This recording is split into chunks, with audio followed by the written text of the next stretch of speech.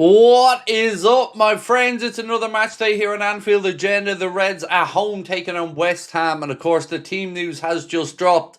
The big news, he's lost his mind. It's official. No Cody Gakpo on the bench. No Salah on the bench. They both start in the 11. Rio Ngamoa, however, is on the bench. So the Liverpool 11, ladies and gentlemen, Alisson Becker in goal, Joe Gomez at right back, Ibrahim Konate and Virgil van Dijk are your centre backs. At left back, Milos Kerkez.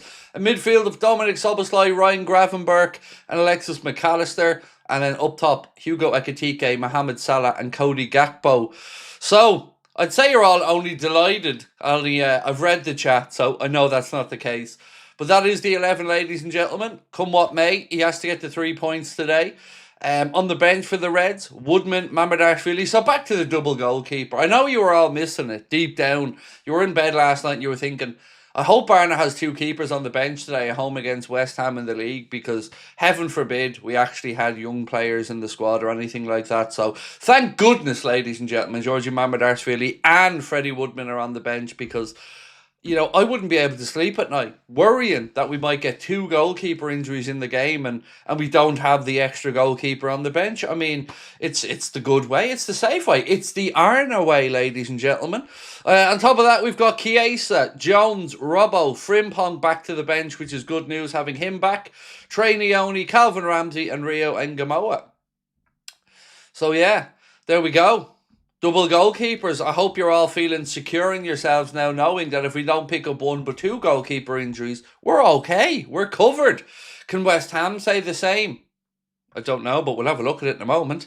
The West Ham 11 has dropped, ladies and gentlemen, and for those, it is Hermansen in goal, then Wan-Bissaka, Mavropanos, Diassi and Juff making up their back four.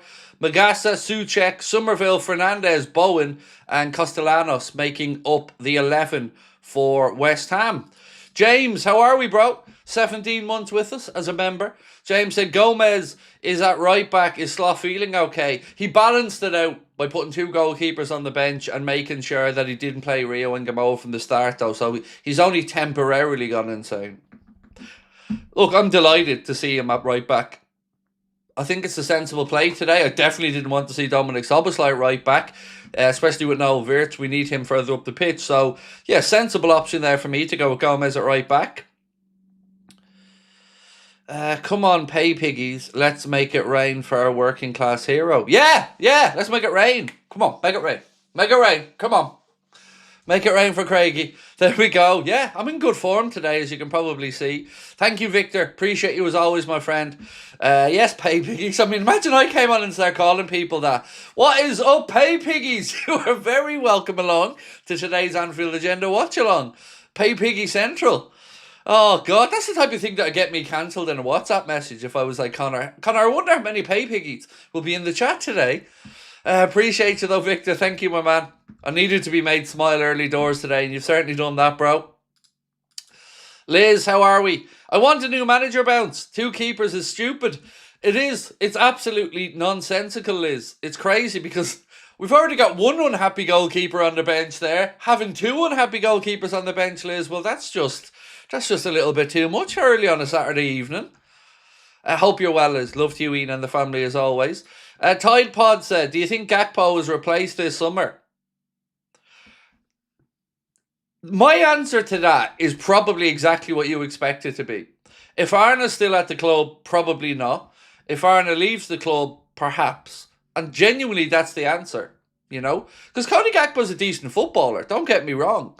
We just don't have enough versatility on the left with just him really getting the nod at the start. But maybe Rio Ngamoa can come on today, do something again, and Arna can finally wake up. Pay Piggy Agenda, said Connor in the chat. There you go. The Pay Piggy Agenda. What is up, my piggies? Each and every one of you. Oink, oink. Right. Do you think Gakpo's replaced in the summer? We've done that one. Disappointed yet again with Rio not starting. I just can't relate with this head coach and his press conferences anymore, said Nessie.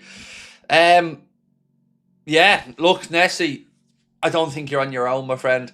I'm just trying to smile my way through this today, Nessie, and just see how we get on. Look, we know a couple of things, ladies and gentlemen. Aston Villa were beaten by Wolves. So that means if we win today, we're within 3 points of Aston Villa. You know, Manchester United play, I think tomorrow, if I'm not mistaken, is it that they play? And then, of course, it's up to us to get the points against West Ham. And if we can get the points, it makes the top 4 or 5 race a tad bit more interesting and certainly drags Villa back into that race. If United win, I can't remember if they play today or tomorrow, but if United win anyway, they'll go above Aston Villa on goal difference, and we're 3 points behind. So, yeah, there's a lot on the line today, but again, I have to echo what all of you guys have said. I'm a little bit disappointed not to see Mr. Rio Ngamoa in the starting 11. I mean, there were plenty of calls from not just Liverpool fans this week, but those in the media as well, wanting to see a little bit more of Rio. Craig, I'm a United fan. I went West Ham to win, obviously. Hope you don't take offence. No, that's okay, mate. I get it. Look, we can be friendly. We can have a bit of banter. But ultimately, you've got your club. I've got my club. And we all want the best for them. And all good, my man. All good. You're all very welcoming.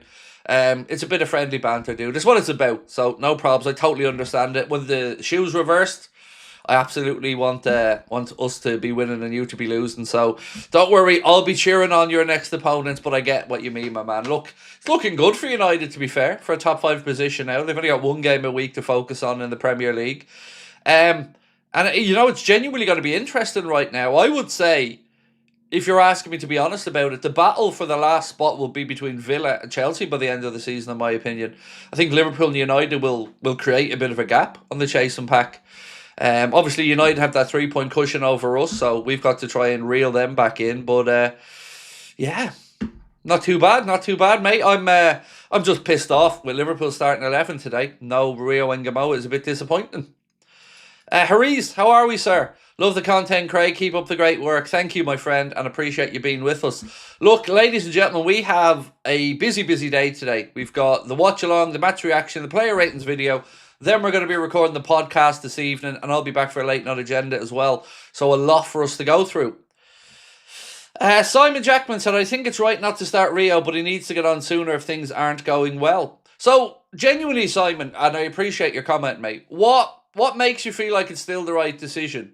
It's like, if Cody Gakpo was playing well, Simon, or Mohamed Salah were playing well, I get where you're coming from, mate, but we've seen for weeks now that neither of these two are really lighting it up. So Rio gave us something different. You know, you seen it straight away when he came on. He was taking on defenders. He was trying to get to the byline. It just gave us another dimension to our attack. So if they were performing, Simon, yeah, I'd agree with you. It'd be common sense. But I respectfully disagree, bro, because, you know, neither of those two are playing particularly well. But again, I do understand where you're coming from, and thank you. Frimpong is on the bench, my friend. Yes, Frimpong is on the bench. Just in case you haven't seen the Liverpool bench, I'll read it out again.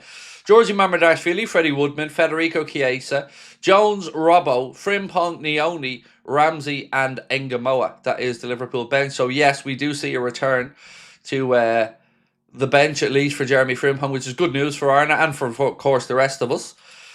Hey Craig, gonna miss most of the game in class right now. Well, keep your head down. Don't be getting caught in your phone now. And I'll try my best to keep you up to date with the scores. No, Wirtz isn't on the bench. Wirtz has been ruled out of the game. We covered this one yesterday. Don't have a return day for him yet. Even the manager was saying he doesn't have a return day for him yet. So, unfortunately, I can't even say to you he'll be here next week because I thought he'd be available today. Right up until yesterday, there wasn't really any chat that he was going to be out for the game. It was a bit of a surprise to all of us. Philly Red said, my comments are being removed. Why? What did I do? Well, I think you'll see I haven't removed a single one of your comments, so I can't really comment. But let me see.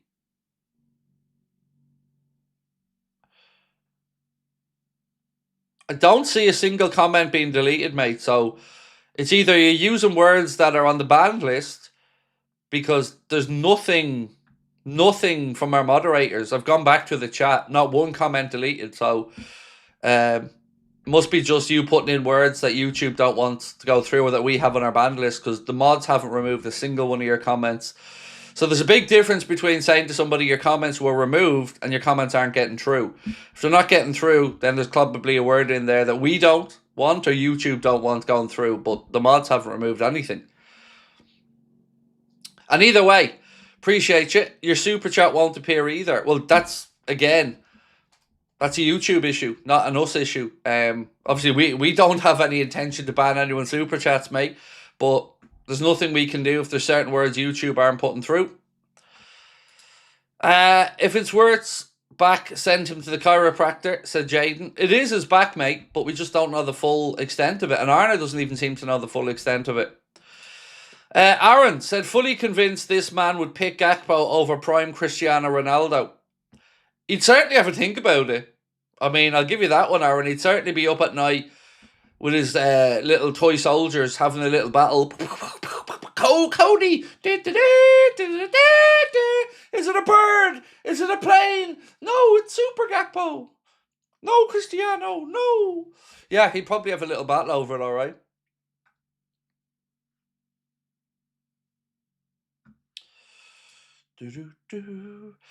Victor said, I was somewhat of a West Ham fan during high school, saw Green Street, the movie, and Upton Park was phenomenal. Feels like the club has lost its identity with the new Creston Stadium. So I definitely agree with you regarding the stadium, Victor. Definitely. And I think West Ham fans would certainly agree as well. The London City Stadium, and I know some people have been there as West Ham fans, some people have been there as away fans. Nobody I've met has had a good word to say about it. And I literally mean nobody. And I'm talking over a dozen people I know who's been there. So yeah, I agree with you on the identity. And Green Street was an unbelievable movie as well. Really, really good. But yeah, look, today I want West Ham to lose, obviously. But I do have a soft spot for West Ham. I don't know too many West Ham fans that aren't sound that I've met over the years.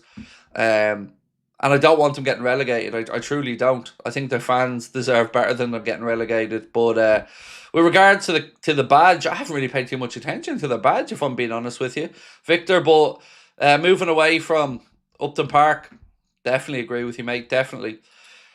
Feeling a win today. Love your work, Craig, said Kaz. Thank you as always, Kaz. Much appreciated. I hope for a win today as well, Kaz. But there's a guy who does all the predictions on Sky Sports called Jones Knows, and he's predicting us to lose this game. So yeah, he thinks in transition the breaks of Jared Bowen, Crescencio Somerville, and stuff like that could cause us problems. Bearded Isak in training, big comeback soon, and Connor. Yeah, even Crosby was talking about the bearded Isak in training as well. He's looking ready. He's looking focused, and if we can get him back for the latter part of the Champions League, that'll be great.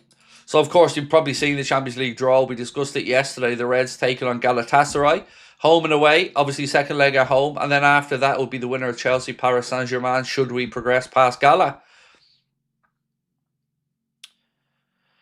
That meme guy said, Craig, what's your predictions? In my opinion, it's 2-0 Liverpool. That's my prediction. That's what I went for in the preview. 2-0 to the Reds, and I'm going to stick with that one. Tide Pods, thank you, my friend, for gifting 10 memberships. Just see that pop up in the chat. Very kind of you indeed, sir. Thank you, and congrats to everyone that's been given a membership. Right, I've got a couple of favours to ask you, ladies and gentlemen. Firstly, do make sure you hit that like button for me if you haven't done so already. We need to keep up our record of getting to 1,000 likes before kickoff. And secondly, we are going to be announcing the winner of this tonight, either in the late night agenda or in the match reaction, one or the other. We're going to be announcing the winner of our Jurgen Klopp signed framed shirt. You can still enter it completely free. All you have to do is scan the QR code on the screen or use the link in the description of this stream. We're doing it with thanks to our friends at the collectorscorner.co.uk. And don't worry, if you don't win the Jurgen shirt, we're going to be giving away one item every single month here on Anfield Agenda. So make sure that you sign up, and you can get 20% off anything you'd like at the collectorscorner.co.uk with our code Anfield Agenda 1. I would tell you the amount of stuff I've bought off them over the last couple of years, but I don't want to make myself look foolish because it's been a lot of money. My wife hasn't been very happy with me, but she'll learn to love me and all our new friends. Craig, would you take Valverde for 100 million? Do you know what? I would, John. I would. That's how highly I rate Fede Valverde. I would, yeah. No, I would.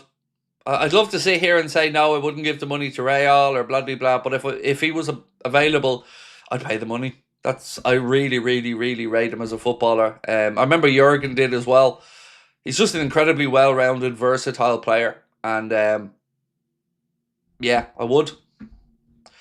Is this the official starting 11? It is indeed, yes. I know you're as disappointed as I am, bro. There's no Rio Ingamoa in there, but that is the official 11, yeah.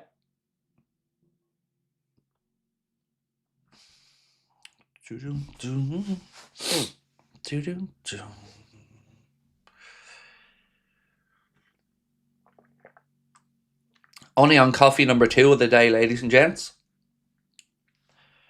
Rio not starting is a crime. It's certainly... Look, is it surprising? Probably not, knowing this manager. But is it frustrating? I would say absolutely yes. The Valverde cross with Dom would be insane. It will.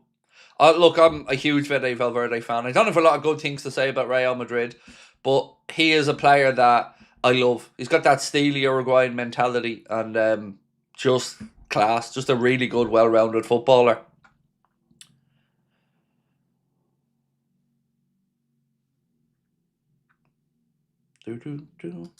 PC Drat, how are you, mate? Say, Craig, hope you and the family are well. WFM.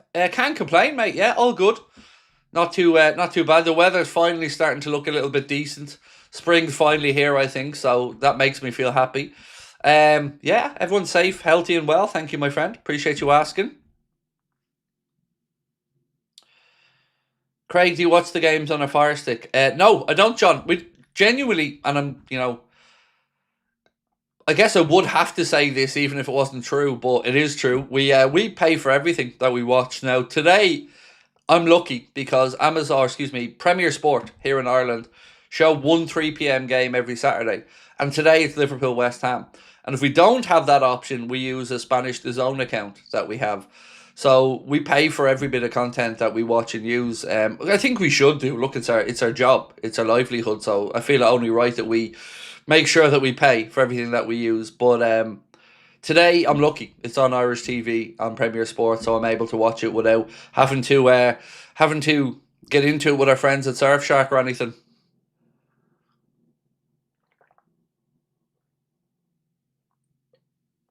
Oh God, I love coffee. Craig, who's better at long shots? Somebody said. Where's that one? Craig, who's better at long shots?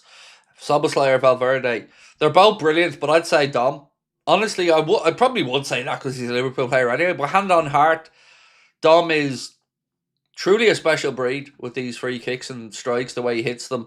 Valverde is not shy about a worldie as well, but honestly, I put Dom right up there. There aren't many proponents of a dead ball that I would say can strike it as cleanly as Dom. I mean, that free kick against Manchester City, I'm going to watch that back for the next 10 years and still be wowed by it every single time. It was up there with Ronaldo's against, was it Portsmouth?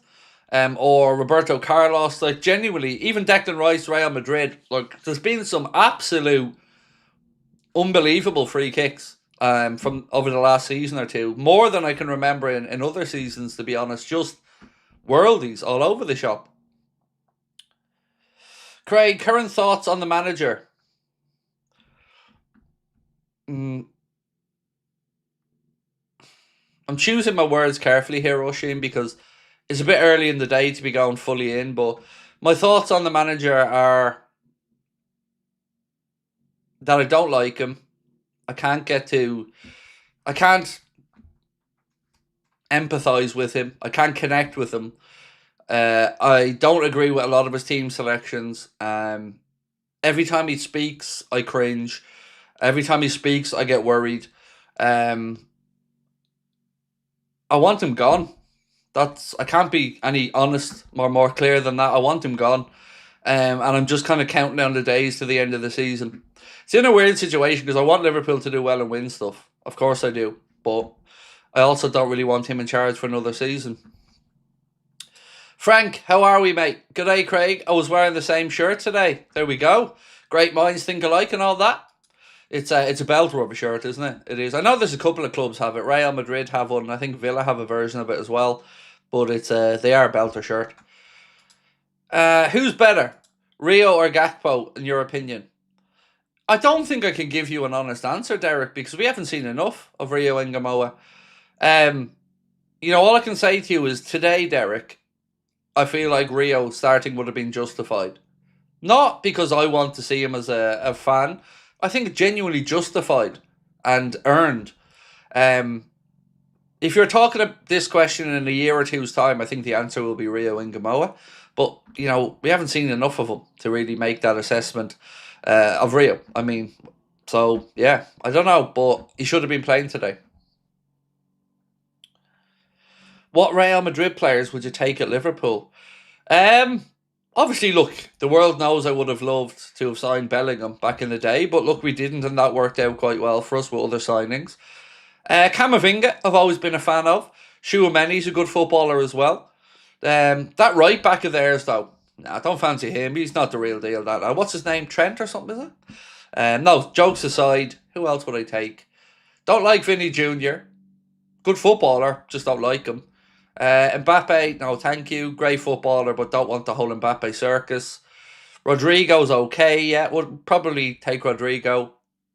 Valverde, 100%. I think that's probably about it. Maybe then, yeah, Valverde would be the one I go in. If I could pick one from Real Madrid, I'd probably just take Valverde if I could go in. But I do like Camavinga as well.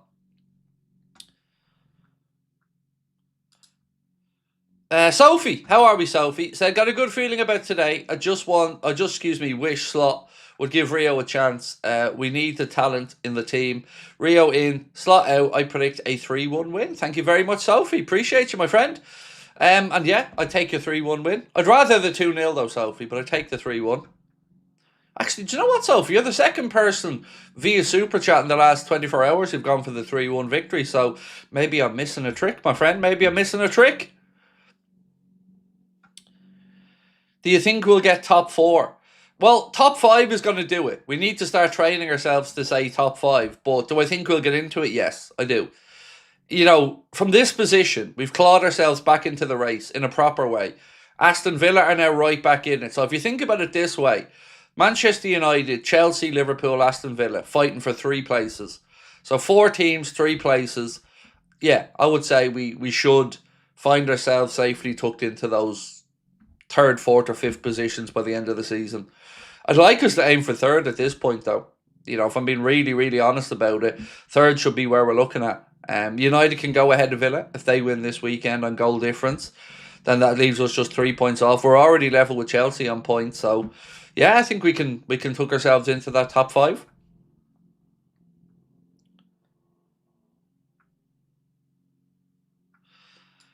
Craig, can you tell me some more reasons not to back Slot? And I don't think Slot is going in the summer. And thank you, and Connor, for the Liverpool news. I don't want to have to give you more reasons, Tracy. I don't want to spread my dislike of the manager to you or to anybody else. I want you guys to make up your own minds on the manager. Don't be influenced by what I have to say. All I ever say, Tracy, is that I'm just going to give you my honest opinion. I don't expect everyone to agree with it. Everyone should make up their own mind on the team, the manager, individual players. But there's just something that just doesn't feel a connection. And I keep coming back to that, Tracy. It's just every Red I speak to, we tried to force the connection. It wasn't there. The more he speaks, the more he alienates certain players. And I just think some of his comments about, the likes of Isak being useless to him this season, Frimpong being useless to him this season, those type of comments I don't think are helpful to anybody.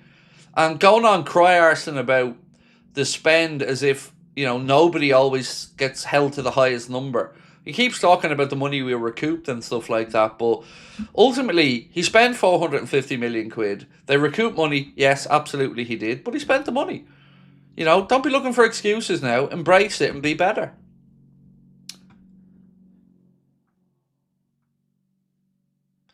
I'm with Lord.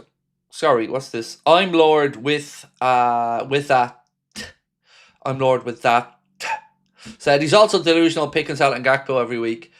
So a lot of the time, mate, I'd say he didn't really have many options, but he does now. And I do, to be fair to Arna, with Wirtz out, I do think one of them was probably likely to play come what may. Because let's be honest about this argument. Right now, if you put in Rio on the left, you would play Salah on the right because Chiesa hasn't been pulling up any trees either. So I expected one of them to play with Wirtz out, but both of them on again. What does that tell us? I mean, it's an open-ended question. What does it tell us, you know? It tells us that he doesn't think Rio's ready yet, obviously. It tells us that he wants to continue to back two players who've been underperforming. I don't know what message it sends to the rest of the squad. Well, I have a fair idea of what message it sends, but look, every time we talk about the manager, everybody just feels the same way, frustrated.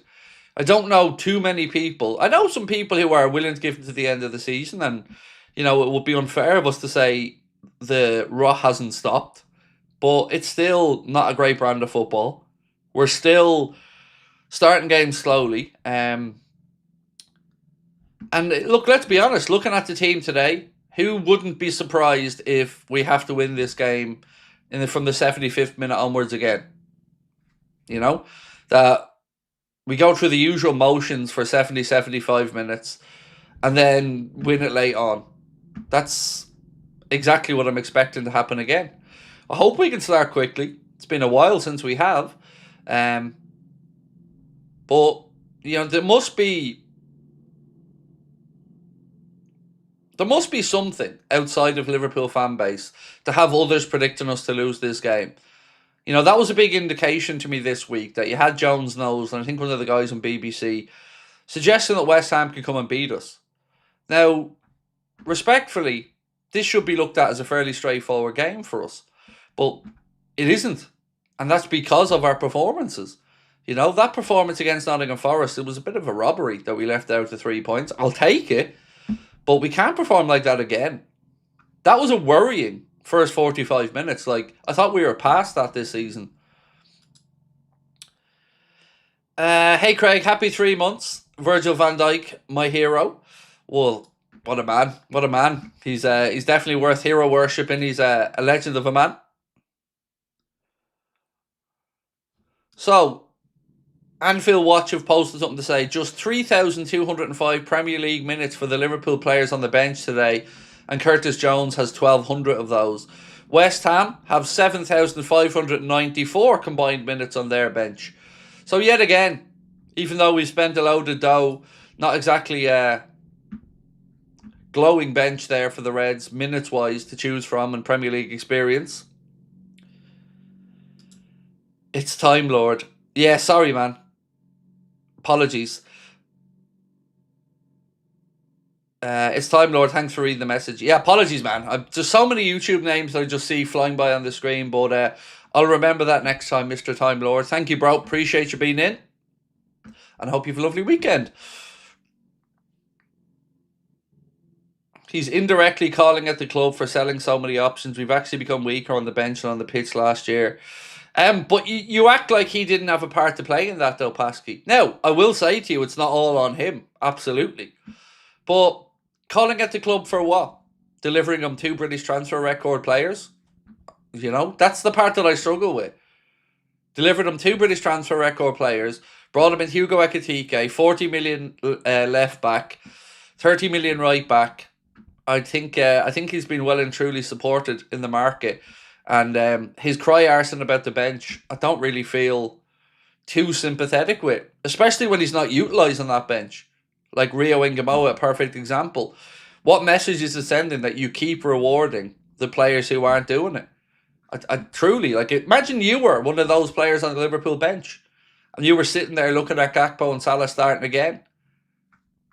I don't know. I know I'd feel pretty frustrated by it if I was one of those players. If I was Rio Ngamoa, I'd certainly be thinking I deserved a chance this week. Craig, do you reckon we'll end up selling Maka? I think there's a chance. I think him and Jones, you have to genuinely look at this summer and think, okay, there's a chance there. What do I think really happens deep down? Honestly, I'm struggling to see Liverpool selling Jones, but there's been more talk of an Inter Milan move again coming back up. You know, he's got 1 year to run in his deal. I can't see Liverpool letting him go for free the following summer. Will they play that game again where they go into the last season and see how it goes? Maybe think they can convince him. McAllister, Gravenberg, Soboslai, we've more breathing room on. They've 2 years to go on their deals, but you would be starting those negotiations on a new deal. Yeah, I think there's a chance Macca goes, but I certainly don't say it with any level of knowledge, just a gut feeling. Went for quality over quantity, and we needed both. Well, if we're looking at what we needed, right? We needed number 6, and we didn't get one. We needed another centre back, and we didn't get one. At least we can say they tried on the centre back thing in the summer. The fact that they didn't try in January, I feel, is very worrying. And then another wide forward. So other than that, look, we've been not unlucky, but the injuries we've had have been long-term injuries in some key positions. So right back, we've never really been able to have a settled right back this season. I wonder, is he calling out the club or is he making excuses? Because I can see how you can read the situation in his comments and look at either way. That maybe he does feel like he's been left a bit short on depth, but you know, the way he phrases everything, and it might be just that I'm in that mindset now, just feels like he's always just looking for an excuse. And I wish he'd just get on with it. Because every time he says something negative, it just leads to all of us talking about it. It leads to all of us getting more frustrated. You know that kind of way where when you don't like someone, everything they say becomes super annoying. You might let it slide with somebody else, but when you don't like somebody, everything they say just becomes an even bigger issue for you. It's almost like, you know, what's the word I'm looking for? Confirmation bias. Thoughts on the USA versus Iran? We don't deal politics on the channel, bro. It's not the right place to talk about it.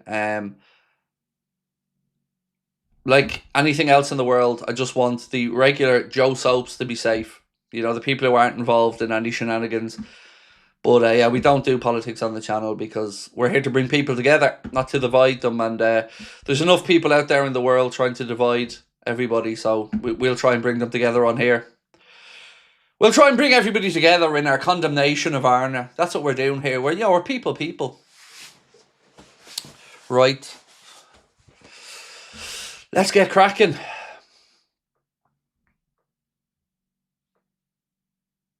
How are you and the family doing? We're good. Yeah, can't complain. Good. Just nervous about this game. I don't know why. I've been confident all week, but over the last half hour, the nerves have started to creep in a little bit. Genuinely did not think we'd be sitting here talking about a front line that has Salah and Gakpo in it. Hand on heart, I didn't. I thought we would have. Been talking about Rio starting this game. So it genuinely surprised me that he wasn't here. I say surprised me. It surprised me and it didn't surprise me. But it surprised me from the perspective of common sense, but it didn't surprise me because it's Arna and what Arna does.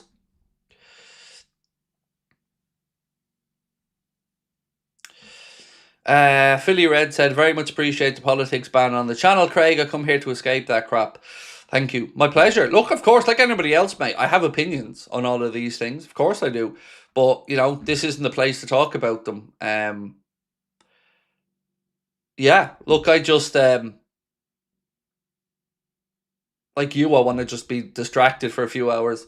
Because, you know, I keep up, I've said this before, I watch CNN, I watch American news all the time, and I try to keep up with what's going on over there, because what happens in America tends to impact the rest of the world. But, you know, it's not an easy thing to discuss, is it? So we give it the wide berth. Yeah. It's, without going into specifics on politics or anything, because it doesn't serve us well to talk about it, just in the world right now, it's tough to stay positive, you know? Anything you switch on TV, Irish news, English news, American news, doesn't matter. There's just always this kind of doom mongering, and you look outside there and the birds are still singing, the sun's shining, the kids are out playing, and you remember, okay, you know, the world isn't all that dangerous and bad, so let's just crack on with it, you know. I'd love Cole Palmer to join Liverpool. Will never happen, but will be a big difference, or not so much. Thoughts? Well, He's a Manchester United fan, I believe, who wants to go back up to Manchester from some of the reports. I wonder with the issues financially that Chelsea have and the record losses that they incurred, will they be forced into a big sale? Like, let's say, for instance, Chelsea don't get Champions League football this season. Let's say they're the one that finishes outside the top five. They are in real trouble. Real trouble. Like, they submitted record losses. I mean, I have the number here. We talked about it yesterday. Where is it? Yeah, Chelsea made a financial loss of £355 million in the 24-25 season, according to new data released by UEFA, the most ever by an English club. So yeah, they're going to be in trouble if they don't get Champions League football.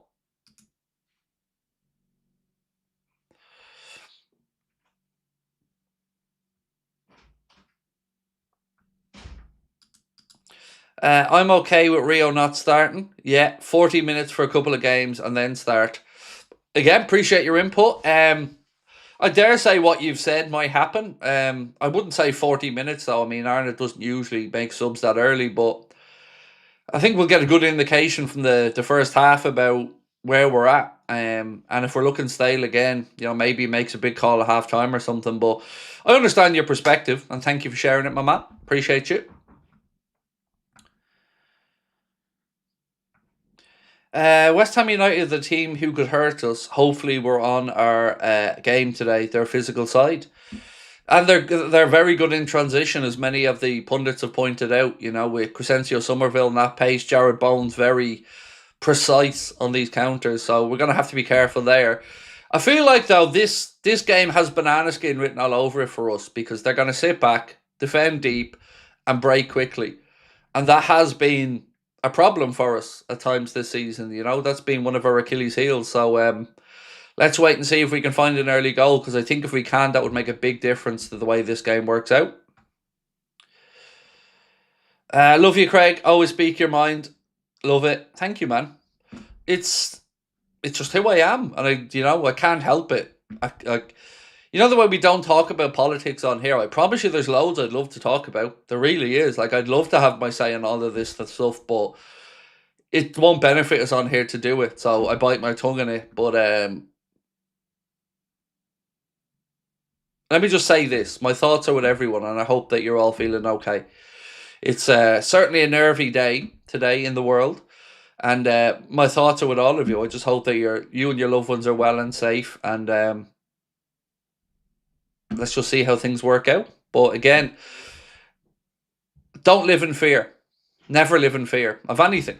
Don't let it have the power over you. Top 10 songs of the 90s. Oh, I don't know, man. That's too tough. I'd need a pen and a paper. I mean, depends what we're going through. So, like, I'm a bit of a cheesy fucker when it comes to music. So I liked a bit of Ace of Base in the 90s growing up. Obviously, Oasis will probably be in there as well. Rhythm is a Dancer, that's got to be in there. That's right up there with one of the best of the best. I don't know. I'd really have to sit down because that's my era, That's when I was growing up. So, yeah. These are the type of things I'd love to make content on, by the way. Nostalgic stuff like that. Music from the 90s, TV shows from the 90s, forgotten snacks, that kind of thing. Like, that's the type of content outside of sport that would excite me.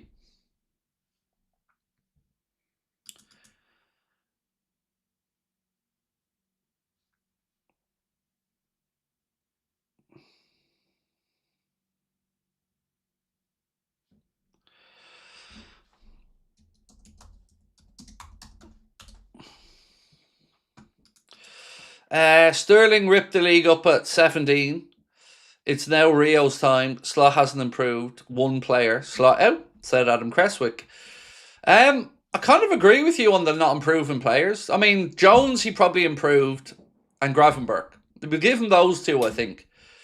And I get what you said about Rio, but I guess the other argument would be, about Sterling, but the other argument would be that Sterling is now finished pretty much. Did he get too much football too young?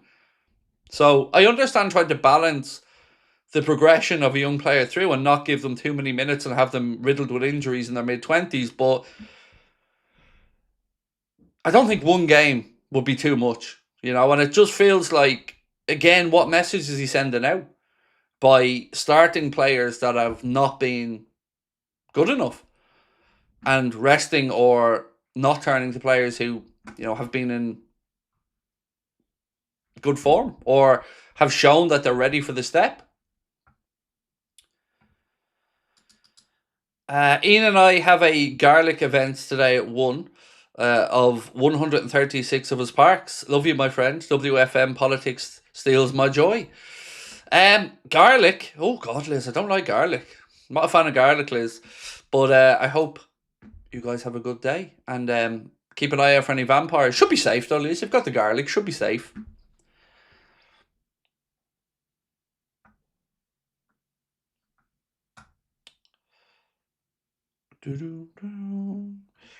Mark Canavan said Supersonic. Oh, belter song, Mark. Belter song, mate.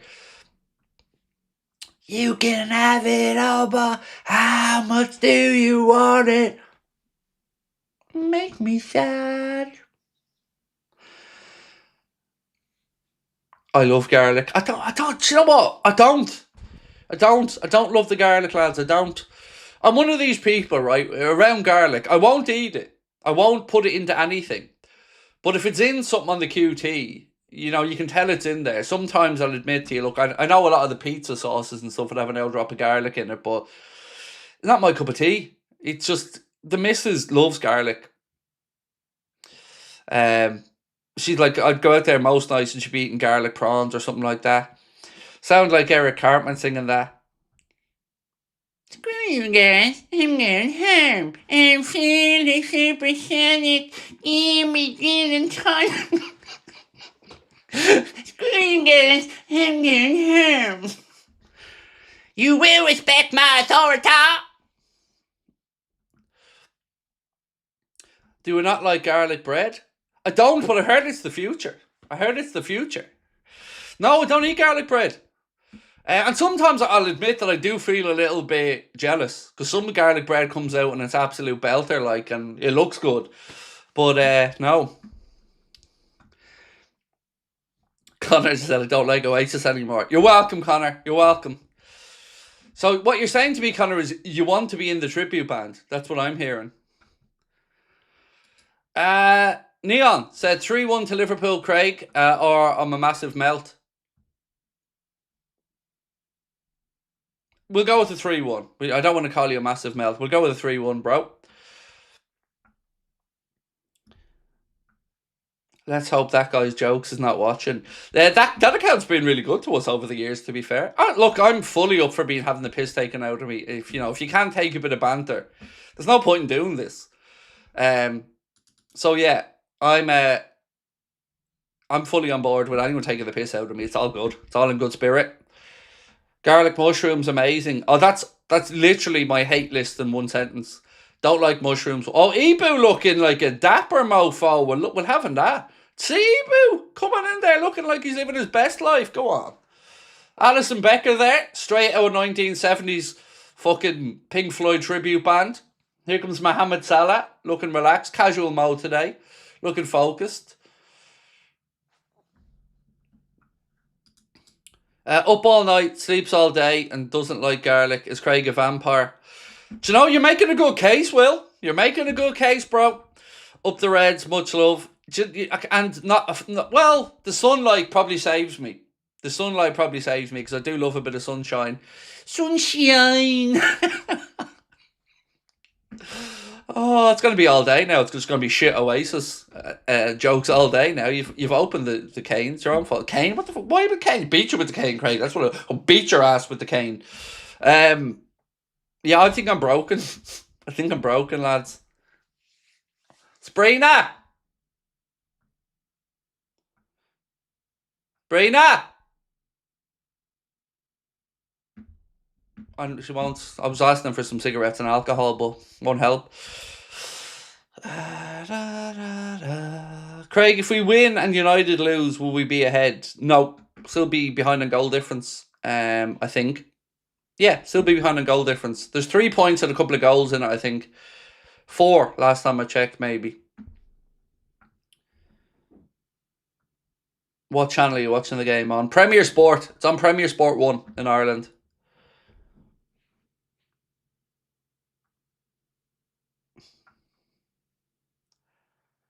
Slow down on coffee, Craig. No, more coffee, more caffeine. Sabrina?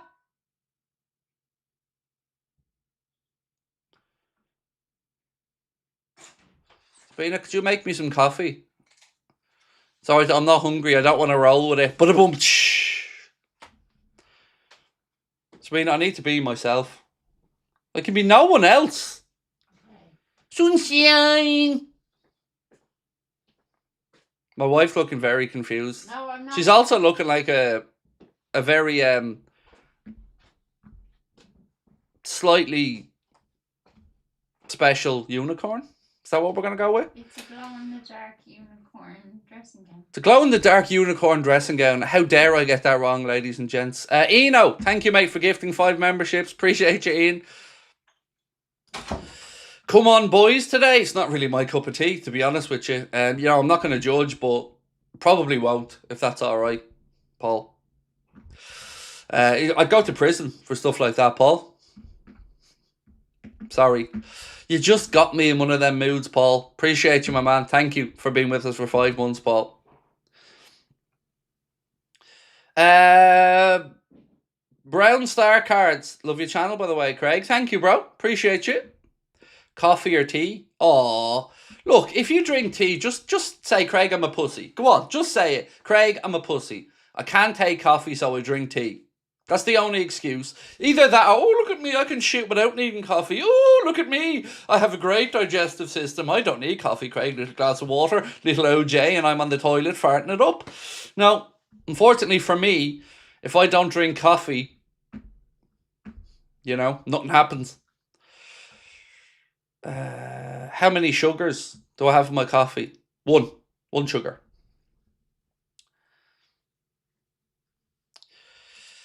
What are some of your favourite sitcoms from the 90s? Oh, here we go. Seinfeld, right in there. Numero uno, top of the pile, without a doubt.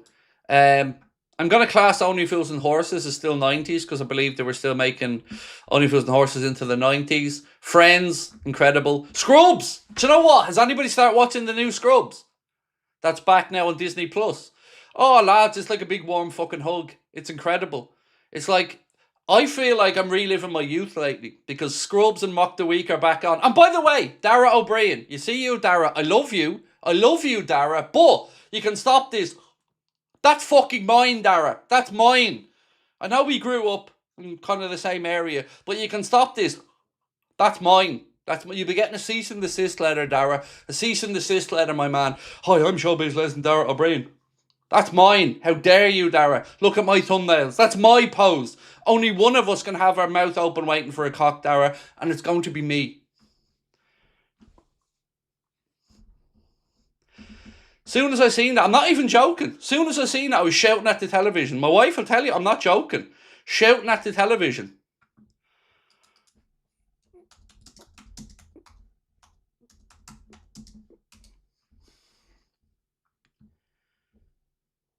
Shouting at it. Telling him to stop. Stop, Dara. That's mine.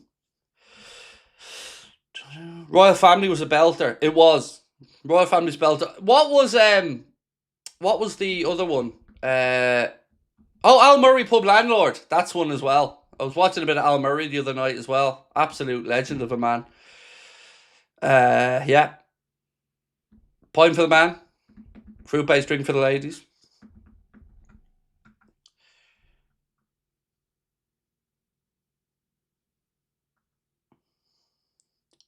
What is your favourite TV show of all time? Only Fools and Horses.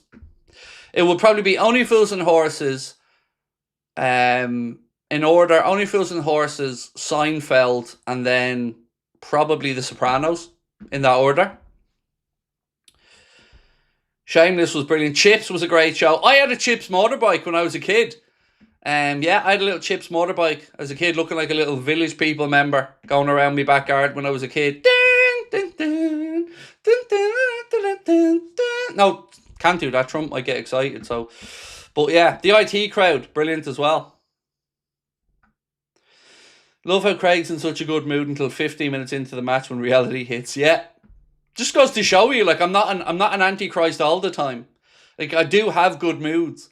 But yeah, football just flicks that switch. The A-team. Do you know what? I had an A-team van when I was a kid. Like, a metal A-team van. And I still miss it. I still wish I had it to this day. So Airwolf, A-team. That was my youth, you know. Blind date on a Saturday night on ITV. Here's our Graham with a quick reminder. Everybody Loves Raymond was belter, yeah. That was great. King of Queens, another great one. See, that's it. Shouldn't I do a pod on that? Come on. Shouldn't I do a podcast on 80s, 90s and 90s television, food and music? That would be a bit of me, that would. I'd love that. Airwolf, yes. Airwolf. Fucking loved Airwolf. Loved Airwolf. Dukes of Hazzard, yeah. Right up there with that as well. All these. Trotters International Trading, yeah. Absolutely. Tit. See, Still Game I couldn't get into, Ken. I don't know why. I tried to watch Still Game, but I just couldn't get into it. Blue Thunder. Dean, are you just giving us your porn name here, bro? Or, you know, we're getting a bit personal, do you know? Jokes, mate, jokes.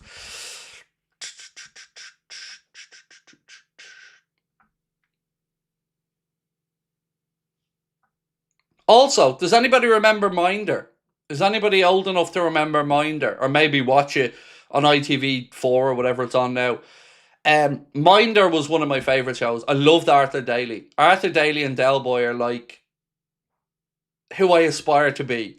That kind of shenanigans, like, yeah, that's a bit of me. Minder was brilliant. Fucking brilliant. Loved it. It was brilliant, wasn't it? Now, the first one was better than the second one. So, the first Minder, Terry, was it? Was better than the second one. Definitely for me. They want me to write the team tune, sing the team tune. Her Indoors, yeah. Her Indoors, that's the one. That's what Sabrina is to this channel.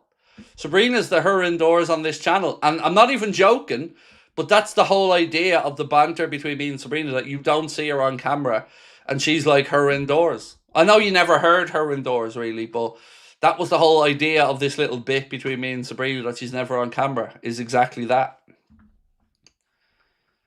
Is Minder European? It's English. It's English, mate. He drove around in a Daimler, which was a belter car as well.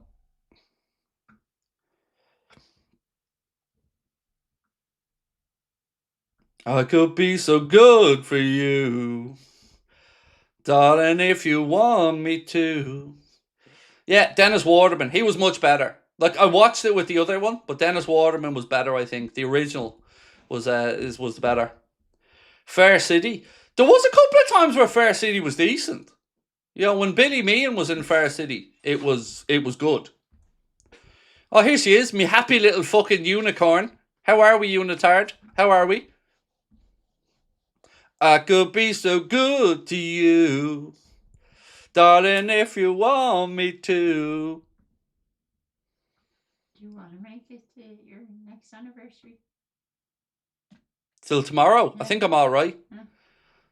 Oh shit, yeah, our anniversary's tomorrow. Thanks for reminding me. Still have time to save that, ladies and gents. Still have time to save it. I definitely didn't forget our anniversary was tomorrow. You're the one who picked the date. What you're saying is you want another rock. Is that what you're saying? You want another rock. Replace the first letter and we can talk.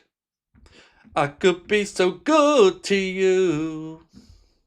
Alvida's Aim Pet. Love that. Loved Alvida's Aim Pet. Not going anywhere yet. I know. I can still see you. Thanks. Yeah, just let all the warm air out.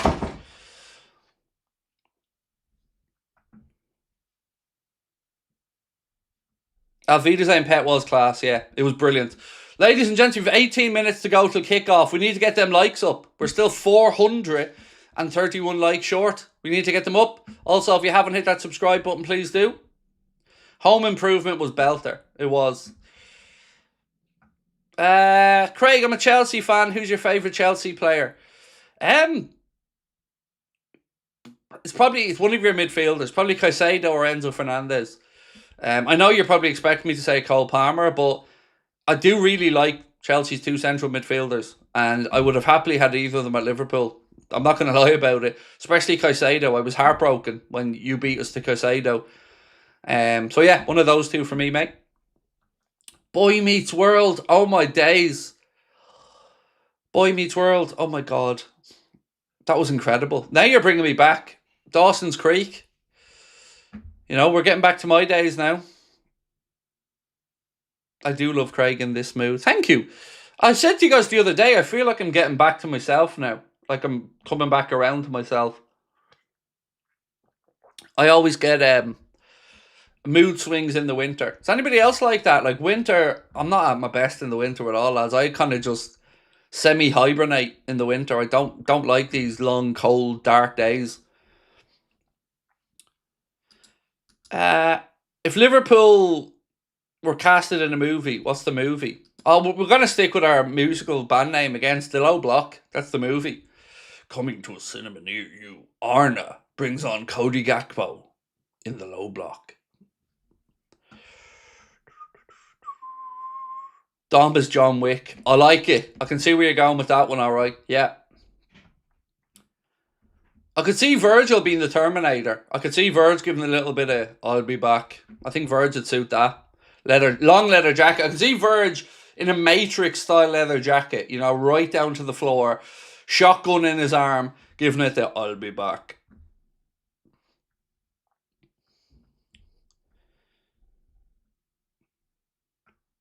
Malcolm in the Middle block. Boom.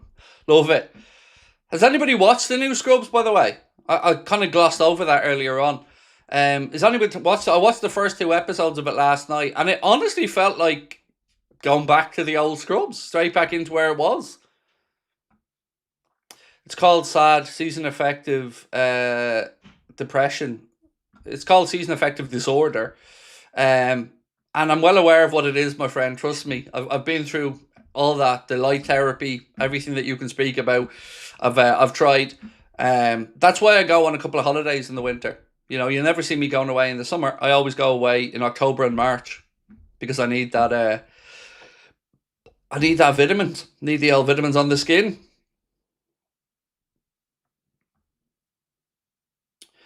Do you pay attention to other leagues in Europe? Hang on, I need to fart. There we go.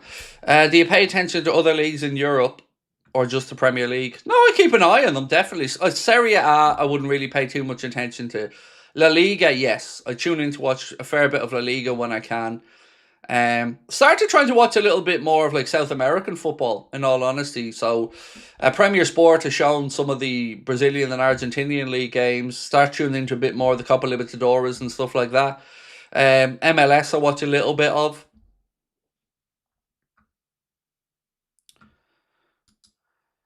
Champions League 7 incoming WFM.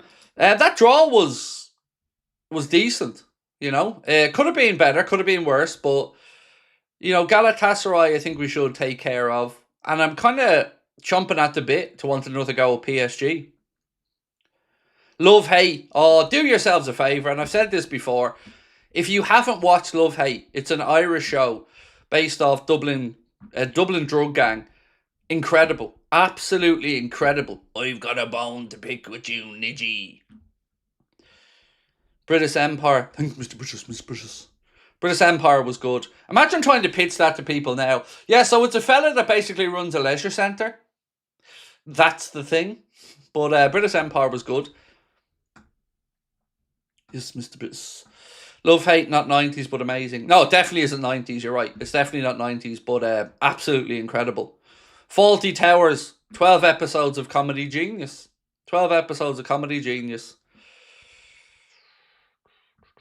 Red Dwarf, yes, love a bit of Craig Charles. Red Dwarf was good as well. All these shows, everything that you're saying was my youth and teenage years. Just love it. Am I the only one that finds Italian football entertaining? I think Italian football's at the worst levels it's been at in my lifetime. It's very, very bang average. What's this? So, from the 26-27 season onwards, any delay in taking a throw-in goal kick will result in possession being awarded to the opposition, turning a goal kick into a corner or throw-in into one for the other team. That's what Mark Clattenburg was banging on about the other day. I actually like that idea, but again, it's going to have to be not subjective.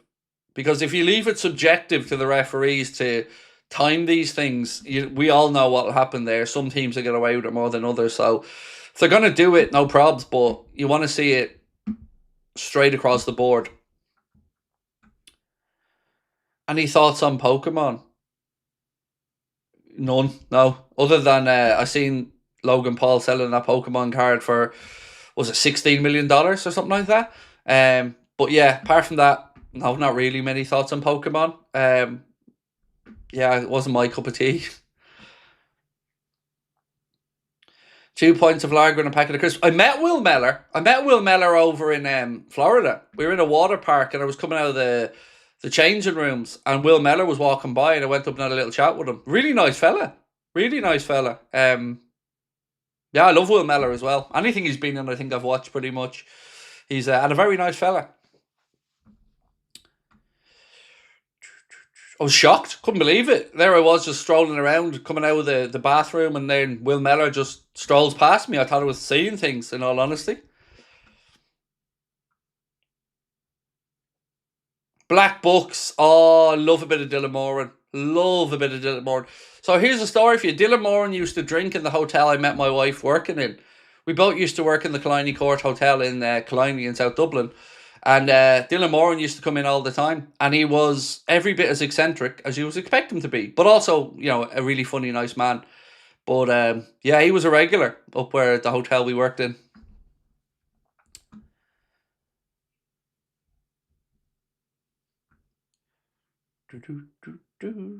The standard of Italian football fell off 100%, but the entertainment standpoint, I do find myself tuning in. It's footy, bro. You know, I'm not going to say don't watch footy. Just not my particular cup of tea. Yeah.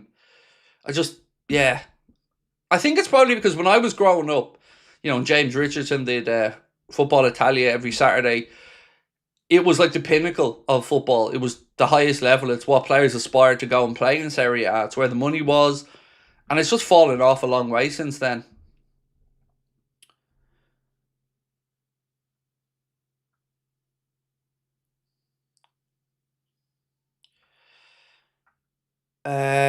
Come on, let's get to 1 likes. Yes, let's get to 1,000 likes. We've 10 minutes to go, folks. So do hit that like button for me if you can.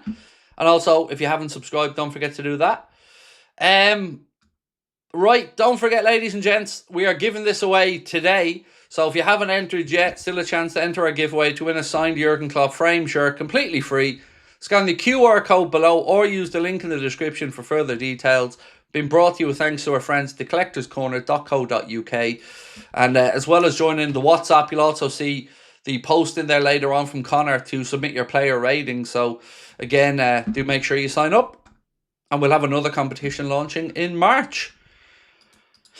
Mrs. Brown's Boys is my favourite, but my dad showed me a kids program he used to watch called Famous Five. Seen it? Yes. I wouldn't say I was an avid watcher of it, but yes, I know about Famous Five. Mrs. Brown's Boys, here's a funny story for you. Buster Brown actually subscribed to the channel. Brendan's son. I met him in the airport once in Dublin. It was really funny. It's going to sound a bit arsey, but it's a true story. So Connor will back me up on this. We were in the airport in Dublin and we were in the duty free.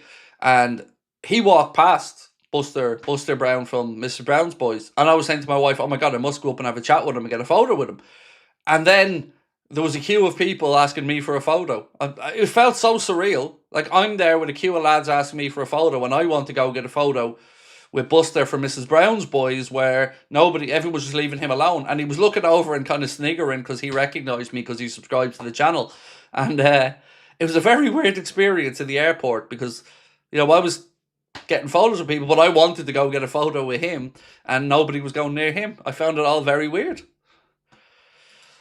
Hey Craig, is Surfshark one best for the game today? I would say yes. Surfshark's always your best bet if you need to what do we say here? If we need to travel the world without traveling the world, Surfshark is the best boyo.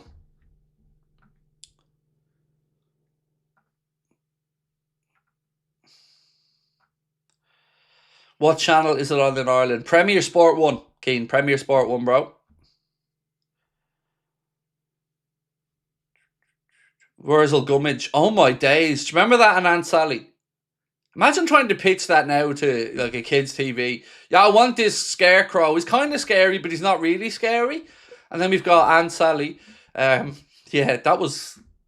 Yeah, it was some strange kid shows. Do you remember Rainbow? Like, that was a bit of me, that was. Zippy and Rainbow. That was a bit of my childhood. And Bosco, if you're in Ireland.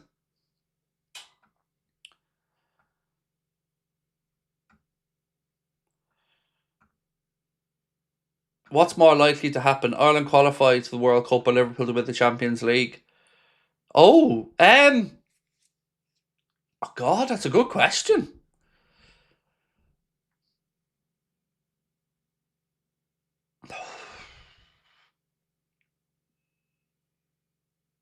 I think Ireland qualify for the World Cup. Because we've got Czechia away, which is a tough one. But if we get past Czechia, I reckon we do Denmark or whoever at home. So, yeah, I'm going to say Ireland qualify for the World Cup. But here's the honest answer. I don't think either of them are going to happen. What's my nationality? I'm Irish.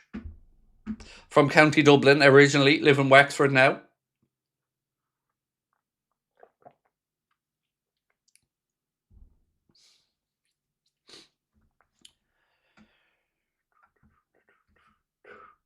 Right, ladies and gents, 6 minutes to go till kick-off. Let me take you through the two teams again, just in case you're joining us a bit late and you haven't seen them. Now, we need 77 more likes, so if you can, hit that like button, get us up to 1,000 before we get kick-off. So, let's take you through the West Ham side first. It's Hermansen, Wan-Bissaka, Mavropanos, Disasi and Diouf. Then it's Souček and Magasa in midfield, Bowen, Fernandes, Somerville and Castellanos up top. For Liverpool, it's Alisson Becker in goal, Joe Gomez at right back, Milos Kerkez at left back, Kanade and Van Dijk, your centre-back pairing for today. A midfield of Ryan Gravenberch, Alexis McAllister and Dominic Szoboszlai. Up top, Cody Gakpo on the left, Mohamed Salah on the right and Hugo Ekitike through the centre. Your Liverpool bench today, you'll be delighted to know there's two goalkeepers on the bench because I know it was keeping many people up at night worrying that we might only have one substitute goalkeeper on the bench, but fear not, we have two. Marmadashvili, Woodman, Chiesa, Jones, Robbo, Frimpong, Nioni, Ramsey and Ngamoa. So there we go. What was that? Craig, there's only two keepers on the bench. I think we'll be all right. I think we'll get away with it. Just the two of them.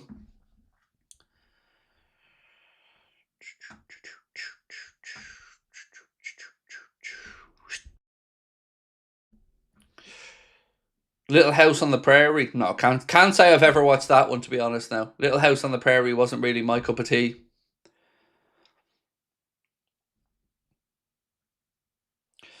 Bro's forgetting about Denmark and Ericsson 2018. I'm absolutely not forgetting about that. I promise you I'm not. That was a whooping.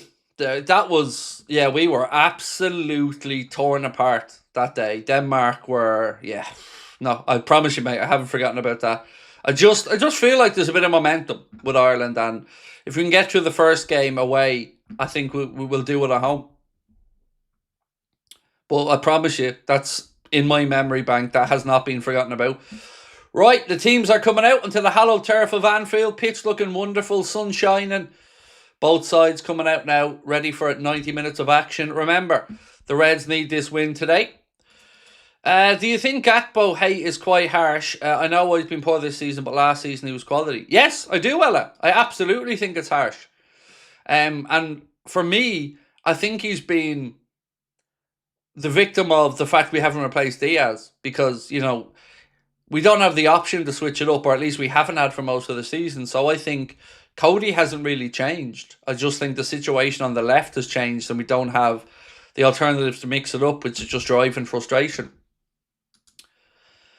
Childhood mysterious cities of gold. DuckTales, yes. Gummy Bears. The Raccoons, great times, 1980s best period. I loved everything that you've spoken about there. DuckTales used to be on at about 6 a.m. Yeah, love it. Mr. Bransfield said, Rory from Mrs. Brown's Boys started following me on Instagram a few months ago. I could not believe it. I had to check that it was actually him, and it was. Nice. He also won. Did he win it? He did win it, didn't he? If he didn't win it, he got to the final of whatchamacallit? Not Dancing on Ice. What's the other one? Celebrity fucking dancing around. Whatever that show is. He got to the final of it here in Ireland. Dancing with the Stars. That's the one. Hopefully a win and Rio ain't starting. Yep, he's not starting. It's frustrating, Deloitte, but yeah, hopefully a win, like you've said. Arthur said, good morning from the US, Craig. After the match, I'm going paintballing with the buddies. Nice. For the first time, have you ever played paintball? No. Genuinely, I've played like loads of laser tag and stuff like that and Quasar, but no, never went paintballing. I think my whole generation were probably scarred from Biker Grove. You know, no paintballing. I'm not going blind. That's not happening to me. Nope. I'm blind, Dick. I'm blind.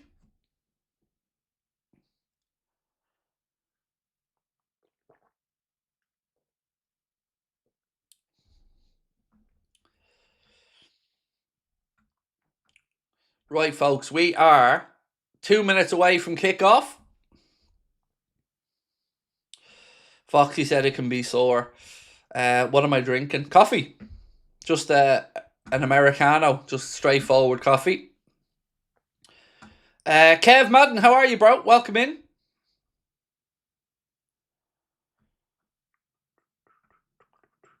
Why does Rio not start? I don't know. Is the honest answer. You know, that's an Arna question. I'm frustrated he's not starting, alright. Chippendale Rescue Rangers. Yes, I remember that as well.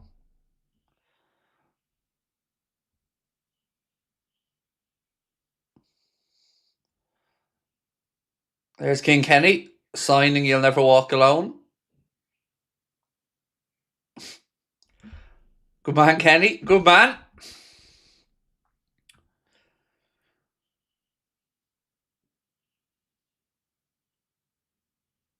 It's a nice initiative, this. I like it. They've got a lady there signing You'll Never Walk Alone, trying to help people learn a bit of sign language. Good initiative. I like it. Well done to the club. Devil's Advocate. We finished third in the league and final four of the Champions League. Does Slot keep his job? Look, I'm sacking him come what may, but I think he does keep his job in that scenario. Right, we're underway, folks. We are underway. West Ham have turned us round and the Reds are attacking the cop end first half. So, you know, let's see if we make them pay for that. So again, we are underway. Gomez, heavy touch from him, sees West Ham win the ball inside the Liverpool half left-hand side. Souček now, centre of the park. I'll sync up for everybody at 30 seconds. We are now at 31. Actually, do you know what? I'm ahead of the TV, so I'm going to pause it and come back to it in a second. Right, so what are we at? 37. There we go. Now we're in sync. We'll sync up in a minute, sorry. I was a second ahead of my TV.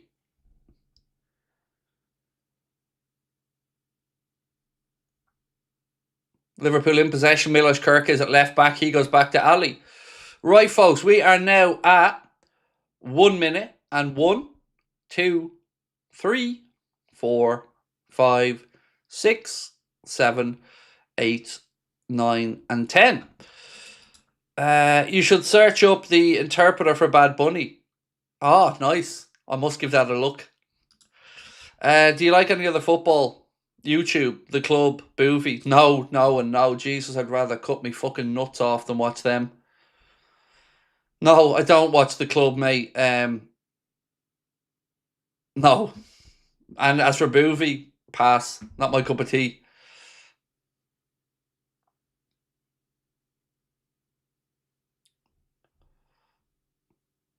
Ball recycled back to Alexis McAllister.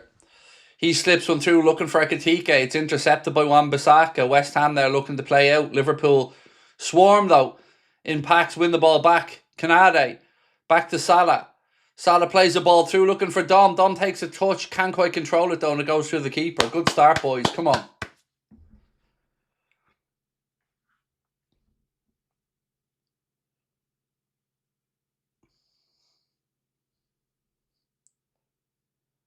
And to answer your question, Bransfield, I don't really have much time, mate, to watch other content creators. I watch a little bit of IFL TV for some boxing stuff, a little bit of boxing social. But apart from that, I don't really watch much other stuff on YouTube. I don't really have the time, to be honest. And also, I don't want to be influenced too much by other people. I want to keep my opinions my own. So, yeah. We try to keep an eye on, obviously, what's happening in the industry and stuff like that, but don't really pay too much attention to other content creators. Salah, the Gravenberg. Ball gets stuck under his feet a little bit, Ryan, but he manages to keep possession, give it to Joe. Joe tries an early cross, a little nick off the defender, and it goes through to the West Ham keeper. Decent start, though. Certainly a brighter start than we've seen against Nottingham Forest. West Ham now, looking to play it out from the back. Ekitike presses. West Ham go back to the keeper.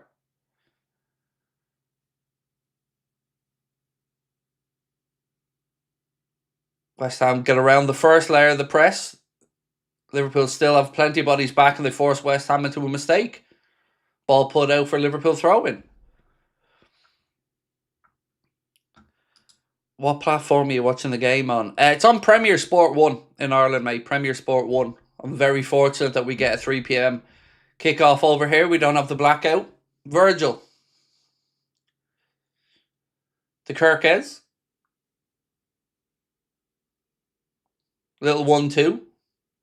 With Ekitike. Kirkes cross is blocked. And it goes behind for Liverpool corner. Well done, Milos. Right, Reds. Come on.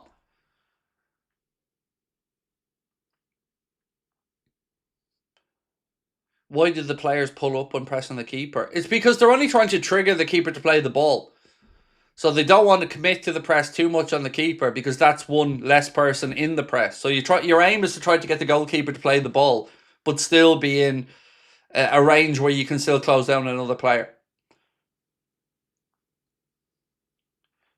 So some of the movement that you see from players in an attacking sense is just to trigger the press.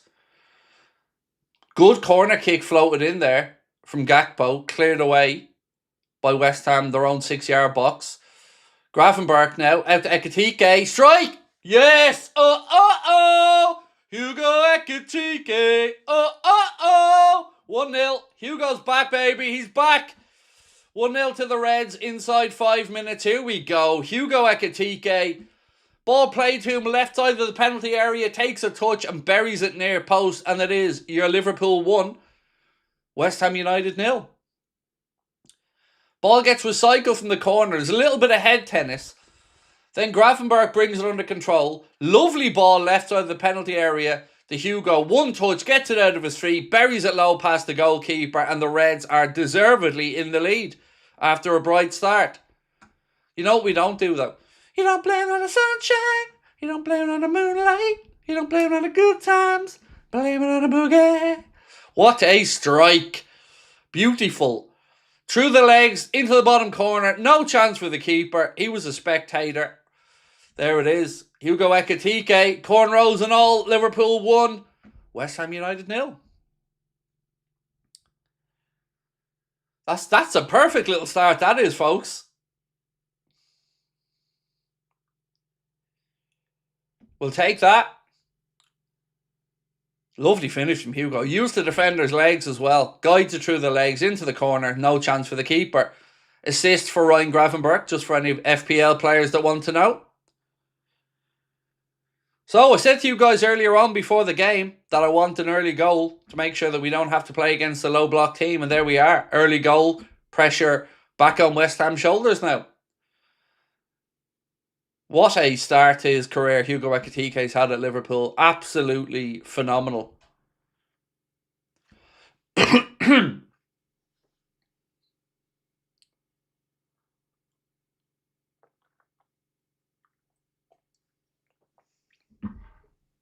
Right, West Ham back with the goalkeeper. Press comes on. Come on, boys. West Ham play into the Liverpool half. Ball in behind, but he's a centre half. He's a number 4. Watch him defend and we watch him score. He'll pass the ball, calm as you like. Who is he? He's Virgil van Dijk. He's Virgil van Dijk. Go on, Virgie. That's delicious. Honestly, I'm not used to these good starts, folks. 6-7 minutes in, 1-0 up, we'll take it.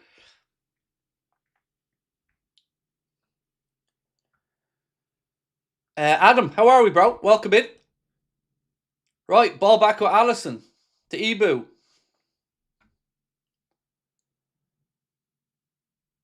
Canade now. Tries to go over the top, looking for Cody Gakpo, who made a crossfield run. West Ham keep it out, brings it back into his penalty area and picks it up.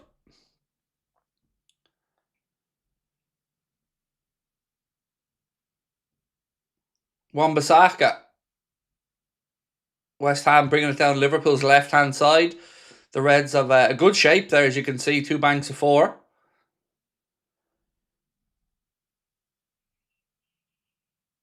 That's it, boys. That's it. That's better. Certainly quicker from the off today.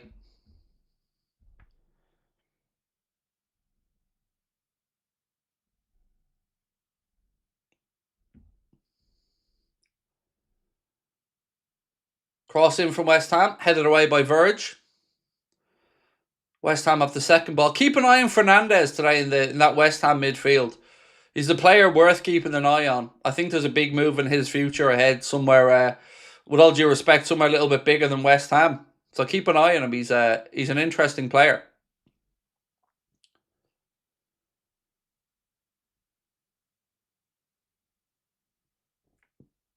Do you remember they tried to convince us that Wan-Bissaka was better than Trent? Do you remember that actual debate when he was at United?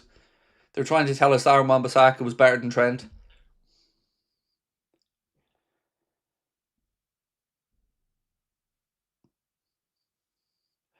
Kirkes can't make his clearance, slips, thinks he was fouled. Referee says he wasn't. Corner to West Ham.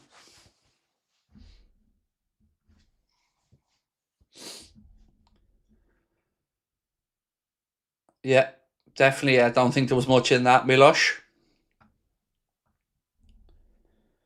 Brentford have gone ahead of Burnley. Thank you for that one. Appreciate. Give me any updates you can on other scores.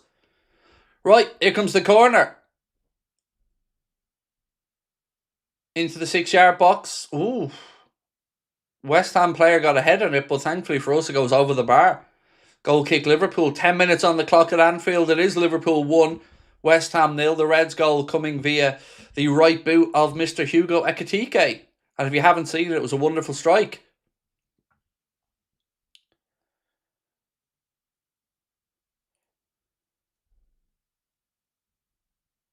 Canade goes upfield, looking for Salah. Salah flicks it infield, but West Ham player first to the ball. Then Gravenberch steps up. Again, Liverpool trying to press West Ham deep inside their own half. Maka up, pressing now. West Ham play through that press. There's Fernandes now on the break. Into the left hand, Crescencio Somerville. He cuts in past Gomez, fires in a ball that Milos Kerkez clears, but only as far as Somerville again. Gets to the byline. Well done, Joe. Joe gets his block in, but it will be a West Ham corner. Well done, Joe.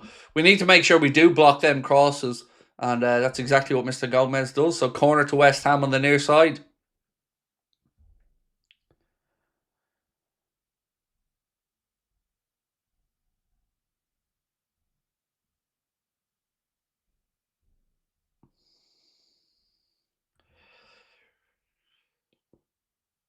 In comes the corner. Oh, swung in right under the crossbar, and Ekitike clears it from sort of under his line.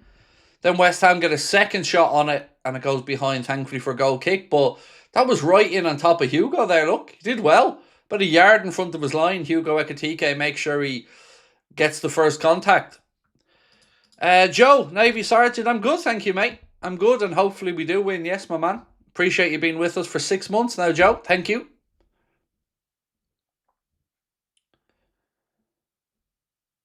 Canade. His clearance goes out off West Ham player. Hang on, let me have a look at this. Yeah. Okay. Salah now. Tries a reverse ball to Ekitike. Doesn't come off though, and it's cleared by West Ham. Come on, the boys.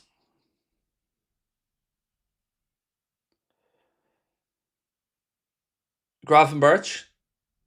Canade. Cross to Verge. Verge goes out left-hand side now to Ekitike, who's dropped into that left channel. Bowen's out there. Ekitike comes inside to Cody Gakpo. Gakpo to Gravenberch. Gravenberch to Ekitike. Ekitike gets it out of his feet, plays it out to Salah. Salah floats in across. It's deep, headed away by Wan-Bissaka. Second ball. How is that a free out, ref? How is that actually a free out? Our player was taken down out of the air and he gives a free out. Okay, referee, that's what we're talking about then.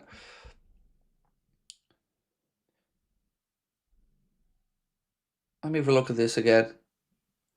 So Gravenberch goes for the ball and the West Ham player takes him out of it in the air by leaning awkwardly and it's a free out. Make that make sense. Sebi. Good start. Keep it, boys. Keep it up. Yes, we do. We need to go grab that second, but it is a good start. No doubt about that, my friend.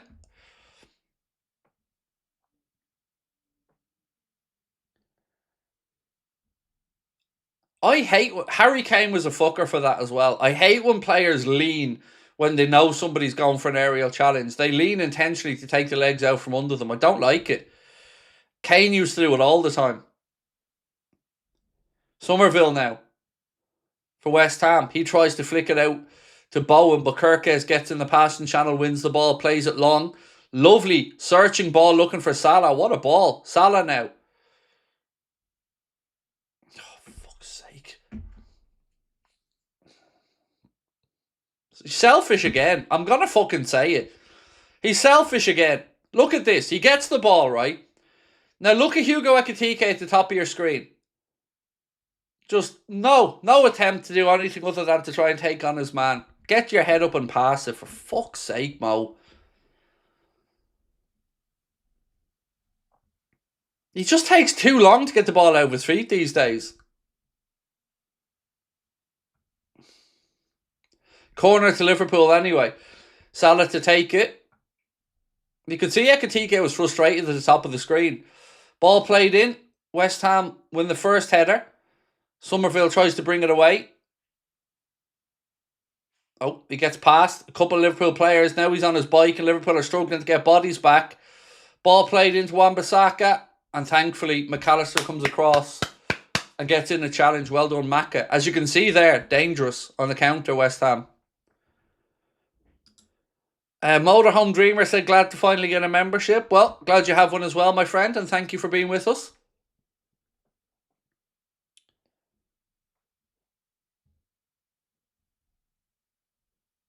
Macca fell there from Souček. Free kick to Liverpool. Just outside our 18-yard box.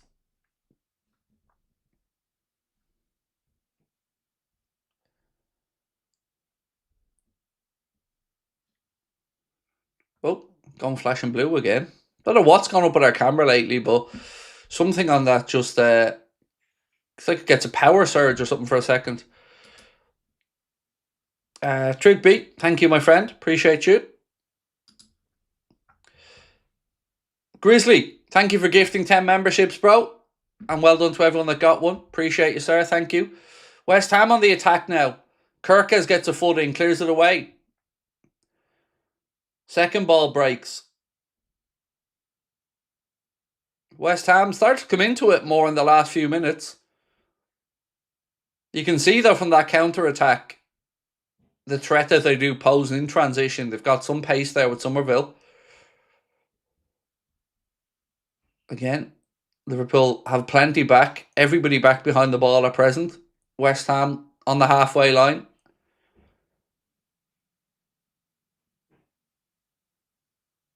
Come on, boys. That's it. There you go. Liverpool win it back. It's with Kirkes. Alisson. He launches it long upfield. First ball's won by Fernandes. and the second. West Ham now moving into the right channel to Aaron Wan-Bissaka. He puts in a cross, ricochets off Kirkes. Somerville. Come on, boys, get a challenge in. Wan-Bissaka. Maka now, chance for us to transition. Hugo. Oh, lucky. Tried to knock it around his man and run onto it. Been a while. How have you been, Craig? I'm good, thank you. I'm good. Just hopefully we can grab the second here, Ryan, and put this game to bed early. Although 2-0 for us isn't putting the game to bed, is it? Cross in. And straight into the arms of Alisson Becker. 17 minutes, 40 seconds on the clock at Anfield. Still Liverpool 1, West Ham 0.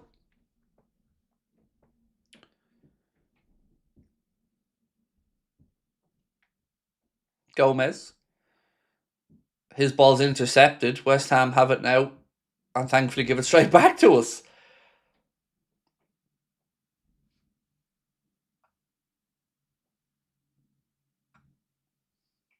So balls with Alisson.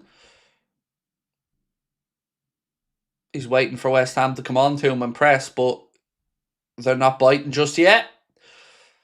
So don't forget, folks, loads of stuff coming up on the channel today. Obviously, we've got the watch-along match reaction, player ratings video. Myself, Connor and Chris are recording the Anfield Agenda podcast, so that'll be up on Spotify this evening. And then I'll be back later tonight for a late night agenda as well. What more do you want on a Saturday? Stay here with us. Don't be going outside. It's too cold, too miserable. Stay in with us. Have a bit of fun.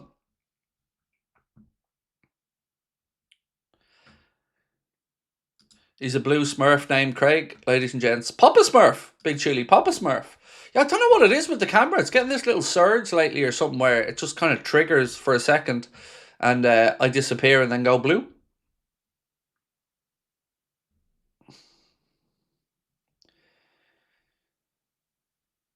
Craig's the definition of fun. We'll take that, Poseidon. We'll take that. Yeah, I said to my wife the other day, I just really start to feel like I'm getting back to myself now. I've been kind of struggling for a few months, but starting to feel back normal now, thankfully. And yeah, hopefully it's coming across in the streams. Right, the Reds, edge of the box. Gravenberch, ooh, good strike. Forces the keeper into a save. Low to his left-hand side. What's it going to take for Rio to get on the pitch? I don't know, bro. I don't know. Look, we've got back-to-back games coming up against Wolves in the league and the FA Cup. So hopefully he gets a run out one of those, although they are both away from home. Do you still think slot bench Gakpo once Isak's 100% fit? I don't know what to expect when Isak's back, Mardeni. You know, will he put Isak back in quickly? Maybe move Ekitike out to the left? I don't know what way it works, but I know it would be a better thing for us fans having more options on the bench or more options for the manager that we actually think he'll use.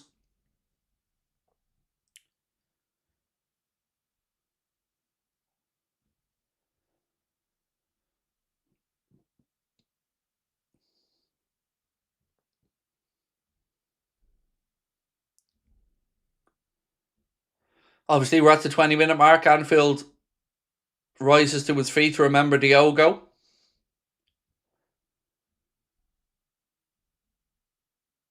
Balls with Alisson.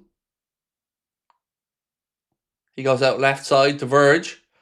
Verge carries the ball forward into the West Ham half. Got nobody within 15 yards from at the minute.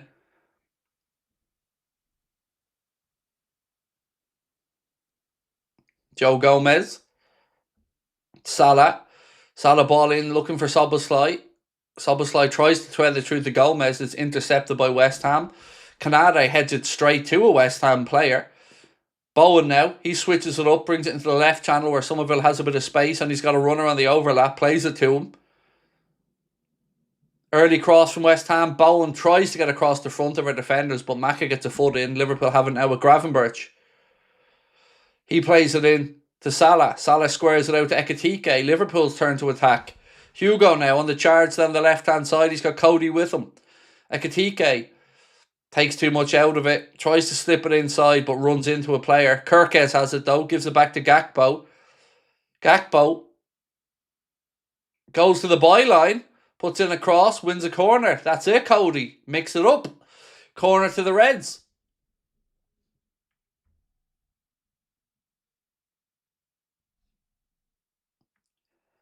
Right, Dom coming across to take this one. Quarter of the way through this, the Reds 1-0 up thanks to Hugo Ekitike. If you're looking for the assist for your FPL, it was Ryan Gravenberch. Right, corner to the Reds. Dom gone across with an in-swinger here on the far side. Liverpool have 4 players inside the 6-yard box. Here comes the ball, dropped in. Ball comes off. Souček's head though and goes behind for another Liverpool corner.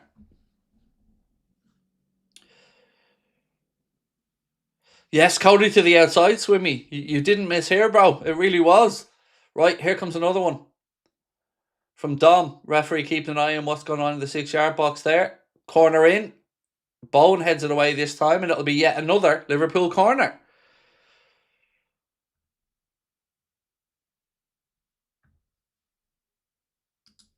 We'll win this game 3-0. I'll take that, lick my giblets. I'll take that.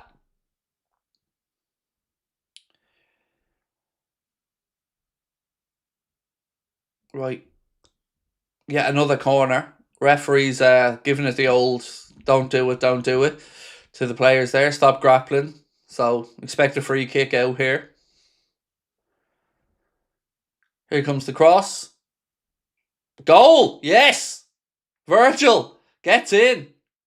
2-0. That'll do. That'll do, Virg. That'll do. See? Singing the song earlier. I was saying he's a centre-half. Watch him defend and watch him score. And there he goes up the other end and scores. It is Liverpool 2. West Ham United 0. Your captain, Virgil van Dijk, with the goal.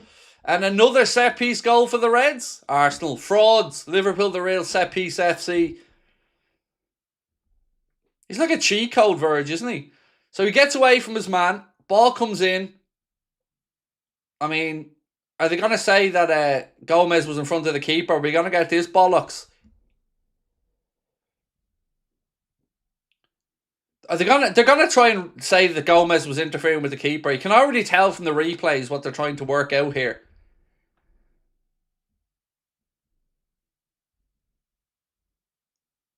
Look, Verge having his jersey grabbed and all, and he still gets up and gets the header.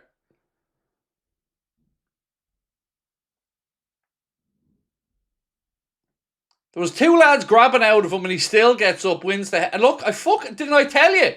Didn't I tell you? VAR having a look, they just can't help but stick their little fucking piggy noses in. Goal. Of course it's a goal. It's fucking stupid. Yeah, goal given. Don't know why VAR was even bothering to look at that. VAR need to piss off, honestly. It's goal given and we're 2-0, but VAR need to stop this nonsense.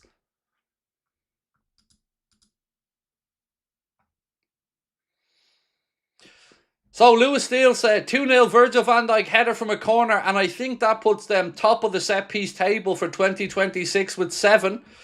Wow. Top of the set piece table for 2026. You'll never sing that. But yeah, no, fair play. Credit where it's due. Nobody can say our set pieces have not gotten better in recent times. And that'll do. 2-0 to the Reds. What really impressed me about that, though, is if you look at it again, Verge had 2 players grabbing out of him, one holding his shirt and one grabbing him, and he still finds a way to win the header and score the goal. Love that from Verge. So, set piece FC 2, West Ham United 0. It's all going to plan.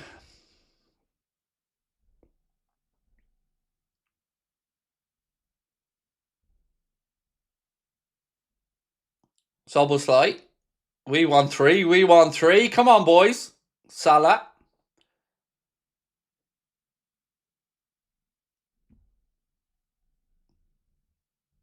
Canade. Back to Allison.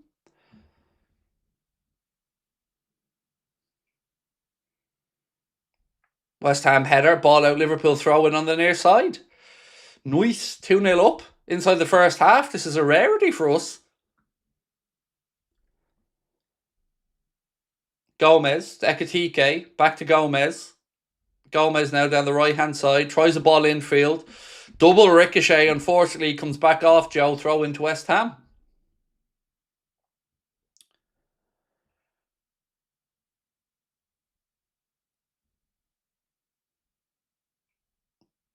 Gomez. The sub will slide. Smart, isn't it? We look much brighter today from the start. I don't know why we started so slowly in that first half at the City ground, but we look more like ourselves today in the opening 45. Soboslai. Out left side to Kirkes.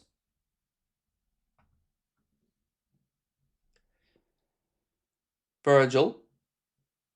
Once we win with a clean sheet. Well, we've had plenty of clean sheets lately, to be fair. Sunderland 1-0 win, Forest 1-0 win.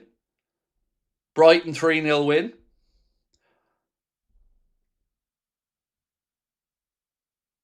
Soboslai. He's fouled. Free kick to Liverpool. About 15 yards inside the West Ham half far side of the pitch.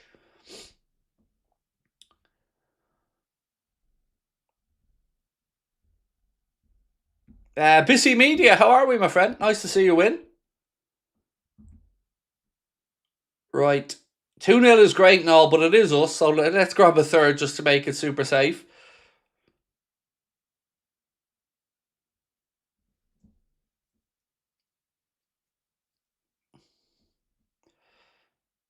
I mean, I don't know how they're even looking at Gomez interfering with the keeper when it was the keeper who was shoving Joe Gomez more than anything. Who scored? First goal, Herman was scored by Hugo Ekitike. Second goal, Virgil van Dijk. It was from a corner, the second one, so it was a header from Virg with the corner from Dom. And the first one was an assist from Ryan Gravenberch and the goal from Hugo Ekitike. Gakpo. Edge of the box, strike, blocked. Back to Liverpool, out left side to Milos Kerkez. He fires in an early cross. A great ball. And Ekitike once again, yeah. Shall we just say Ekitike needs to work on his headering? Yeah, I think that's fair to say. The ref gave a free out anyway for a foul from Ekitike. But, yeah, he needs to work on the old heading a little bit there, Hugo.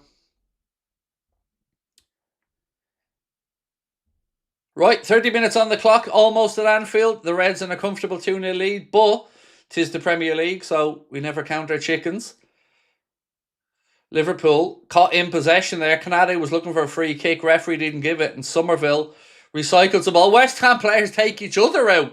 I'm not even joking. West Ham players, oh my days. Alisson, what are you doing? Alisson plays the ball off Jared Bowen and it ricochets back to him inside his own 6-yard box. What the? So West Ham players are taking each other out. Virgil goes back to Alisson. Alisson thinks now, gives him another chance. And he passes it off Bowen and it ricochets back to him. He's done that a few times lately, Ali. He needs to stop it.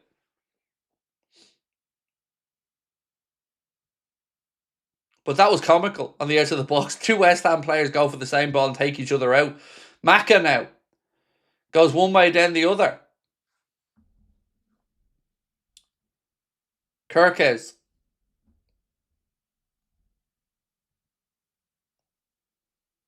Gakpo. To Gravenberch. Out to Mohamed Salah. Salah cuts in field. Strike is blocked. So Gakpo shouldn't have touched the ball. Then he touches it and then he decides, you know what? Not only will I be offside, I'll also kick the shit out of Somerville. So he just kind of swipes at him and just throws in a little foul.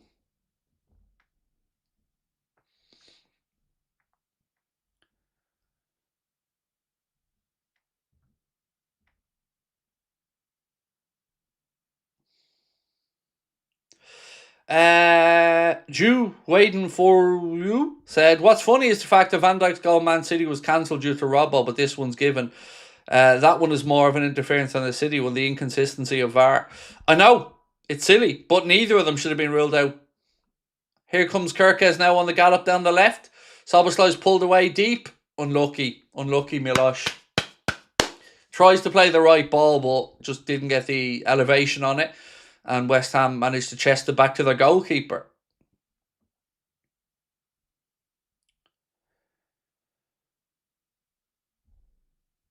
Now Wan-Bissaka, wide right for West Ham. He puts in a cross. Gomez. I love that from Joe. I love that he has a little glance over his shoulder just to see if he can let the ball go across his body. That's the sign of... What's going on here? Something happened off the ball. What's happened?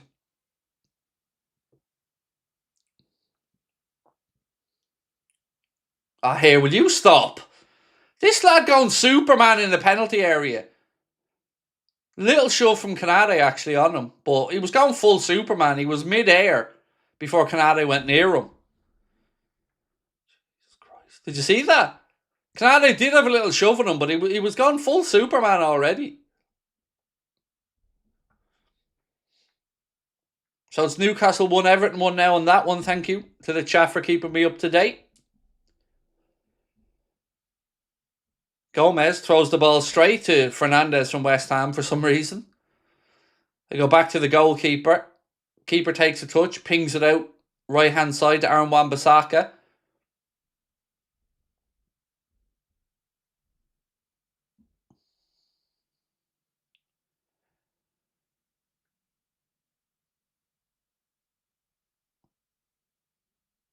Souček.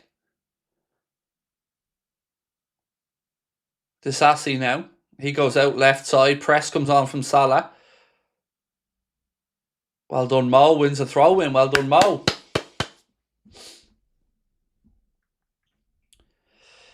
How much gravy do I like with my roast dinner? I don't eat gravy. So none. I'd eat gravy if it was in like a stew or something, but I wouldn't put it on my dinner. If it was in like a part of a dinner, I'd eat it. But yeah, not a gravy fan. More of a baked bean kind of guy. I'm so bad that even for my wedding, I made the hotel get a tin of beans. I'm not even joking. Genuinely, I had beans at my wedding dinner. Robert, how are we, bro? Thank you for the kind words. Hope all is well. Oh, have Everton gone 2-1 up already? Jeez, it didn't take long there for Everton to get back ahead, did it, against Newcastle? And 3-0 to Brentford. Thank you, chat, for that update as well. West Ham move the ball into the left channel. Cross in, it ricochets back off Joseph Gomez, and out for a throw-in. Ladies and gentlemen, could I be so cheeky as to ask you guys to hit that like button and subscribe if you haven't done so? We are obsessed with the idea of trying to chase down 500,000 subscribers, so if you can, please do hit that subscribe button, or just double check that you are subscribed. We've so much content coming up today. We've got this watch-along, match reaction, player ratings video, podcast later on tonight, and then the late night agenda as well.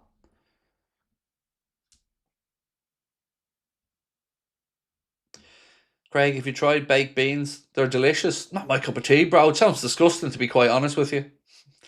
Somerville. Yes, boys. Yes, boys. That's it. That's how we defend. Somerville gets the... I love this, by the way. Somerville gets the ball on the edge of our 18-yard box after an intercepted pass from Gravenberch. But watch this defending from the Reds. 3 of them throwing their bodies down to get a block in. Look at that. Come on, boys. That's how we defend.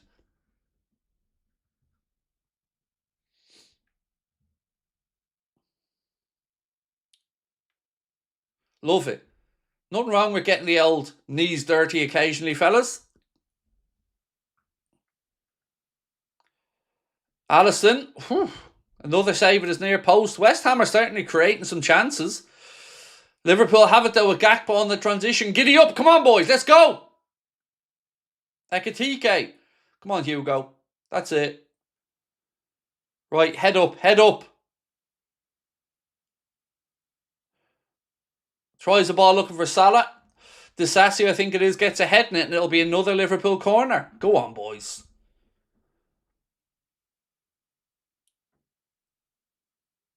Well done. End-to-end stuff, this one. Souček gets there, comes off Canade, and Alisson gets his body in the way there. They're just on a replay of the incident that led up to this corner.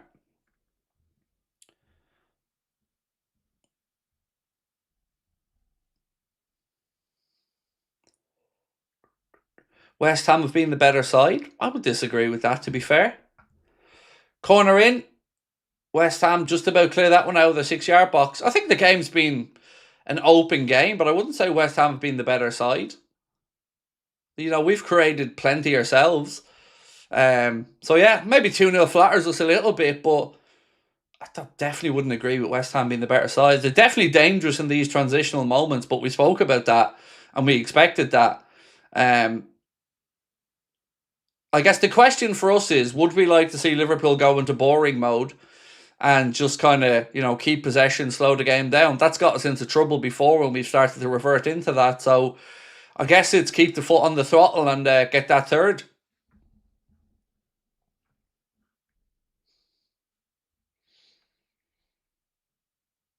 Maka to Miloš to Cody.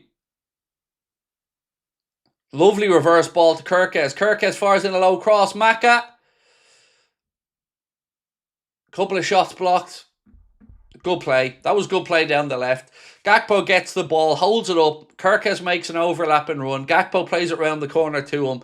Miloš gets to the byline, pulls it back to Maka, and his shot was blocked. But again, good play. This is more like us.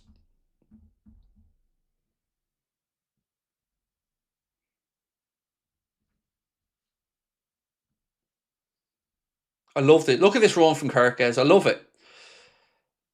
And it's a good pullback as well. Maka, I don't know, I probably should have taken the touch. Probably should have trusted himself to have a pop with his left. But it's a good build-up play.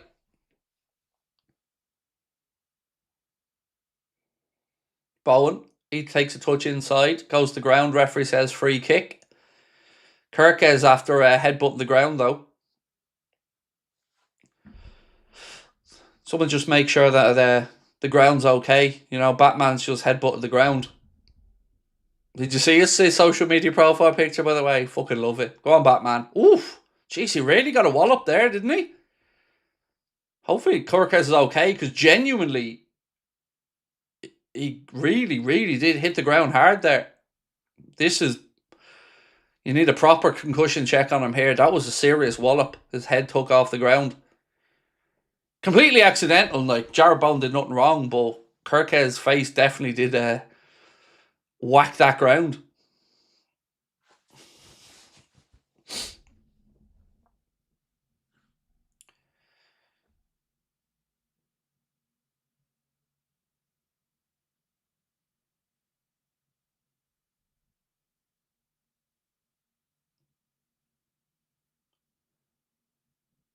They're just showing a replay of Ekitike's goal here. Delicious. And here's Virgil's after it.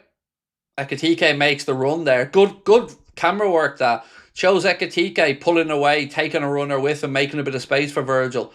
Now Miloš is back up on his feet, thankfully, and he's over, looking like he's ready to come back on. Obviously, he has to wait to 30 seconds now, but good to see that he's okay. Genuinely, that was a serious wallop. His face took off the ground.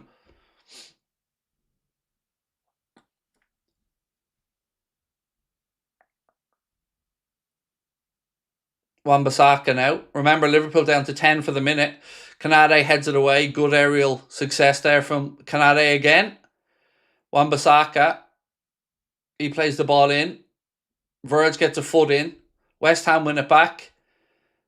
And the ball goes out on the far side for Liverpool throw-in. And Miloš Kirkes will return to the pitch. Liverpool restored to the full complement.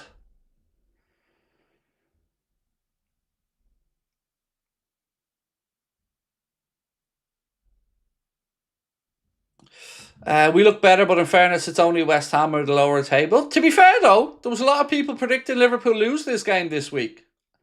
Genuinely, there was. So, fair play. Look, I've complained many times this season about us starting games slowly, and I think rightfully so. But it's also fair that we give credit. We came out today and started this game much quicker, more like ourselves. Here's a thought. We're attacking the cop end in the first half because we were obviously turned around by West Ham. Is that a good thing? Because we seem to have started brighter playing into the cop end. Just a talking point. Salah cuts in field, spreads it to Dom. Dom, just a little bit of sexiness on it. Oh, Eke, would you stop, Hugo? That's filth.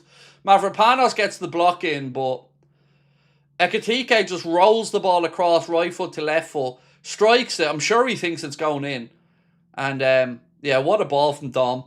Little bit of techers there, and then the sliding challenge from Mavropanos puts it behind. But again, good play. Salah to Szoboszlai, Szoboszlai to Hugo. Hugo, a little bit of showboating, and then blocked by the defender. But again, good play. Good play.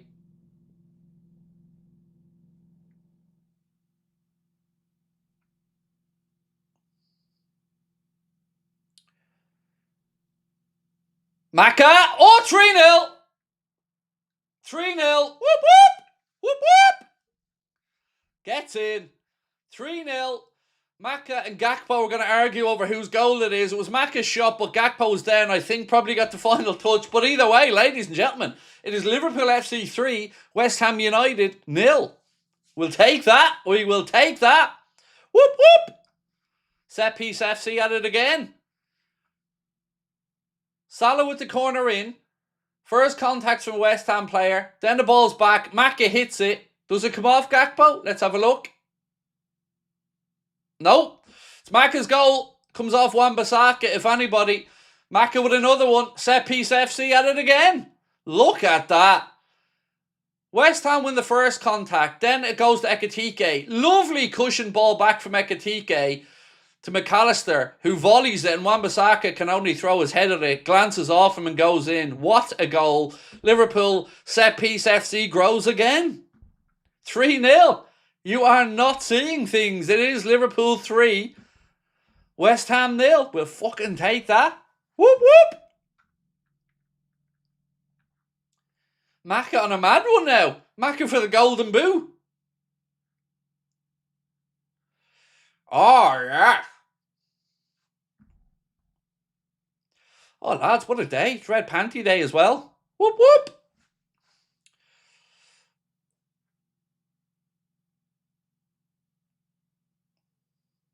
Right, let's get that goal difference up. Come on, boys.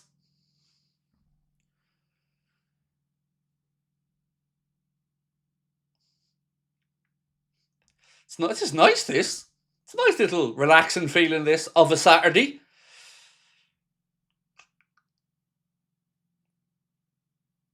Can't believe we're only 3-0 up in the first half, lads. Fucking state of it. State of it.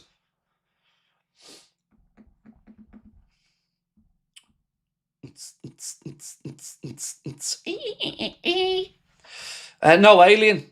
Don't blame it on the boogie. We did that for the first one, trying to mix it up a little bit. A few dancing aliens, a little bit of whoop whoop, trying to mix it up.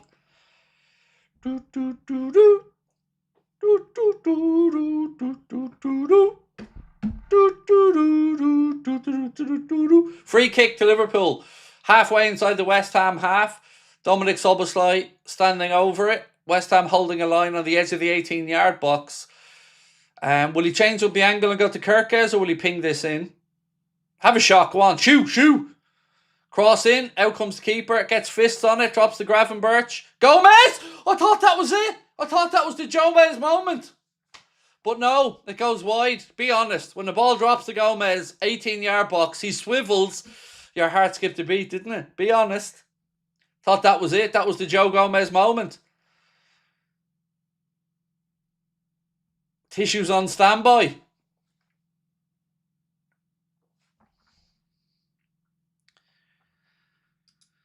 The real set piece FC. 14 months going strong. We love that, Blizzard. Thank you so much, mate, for your continued support. 4 minutes added on the end of the first half.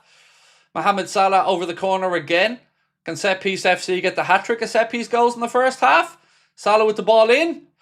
Ooh, headed away at the near post. Salah gets it back. Another cross in. Headed away by Mavropanos. Ball comes out as far as Milos Kirkes. To Dominic Sexy Szoboszlai. To Mohamed Salah. Salah trying some rhythmic gymnastics there, just, to mix it up.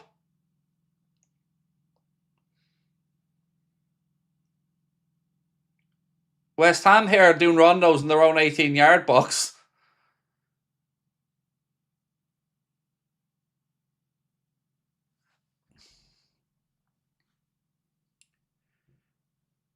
Bowen now.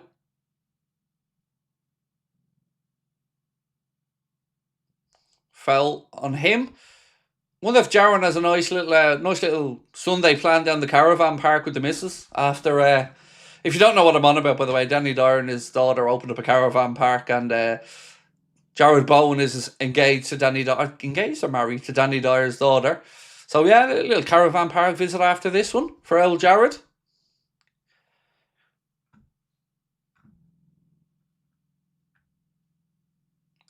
Just helping a friend move out. This is amazing to see. We're 3-0 up. Yes, it's brilliant. It's brilliant. Haven't enjoyed the first half of football this long. Oh, hello. How fucking cheek. How? Not the face. Not the face. Souček pushed Szoboszlai to the ground. What's the fucking face? Don't be hurting the moneymaker. Jesus. Did anyone see that? Souček pushing Dom. Oh boy. That's it now. I'm telling Troy Parrott to score another one over in Czechia now just to annoy Souček.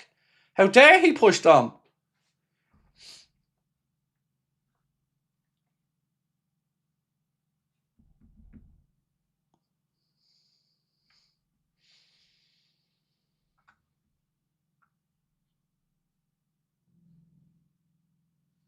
Right. 30 seconds left in the first half.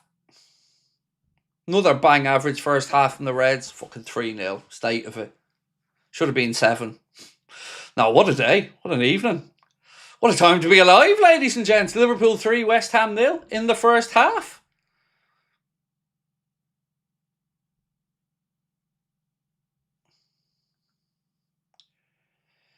Kirkes gets it then. Go on, Miloš. Get stuck in.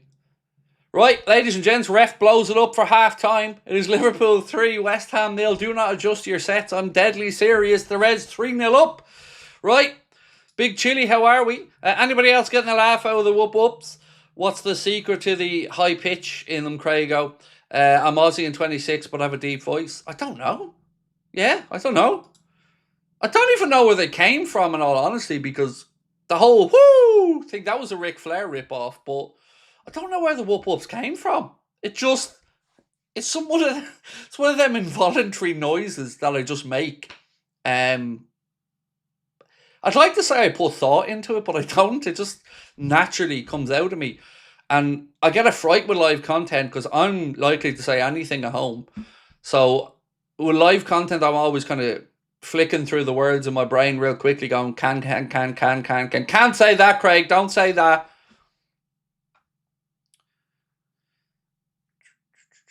Right, anyway, half-time. Liverpool 3-0 up. Possession-wise, as you can see, it's pretty close. 51% for the Reds, 49% for West Ham.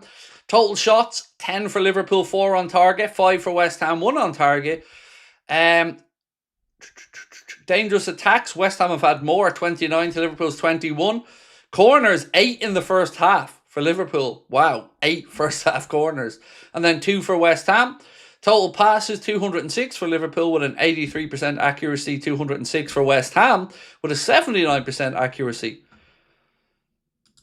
Rob, thank you, bro. Appreciate you.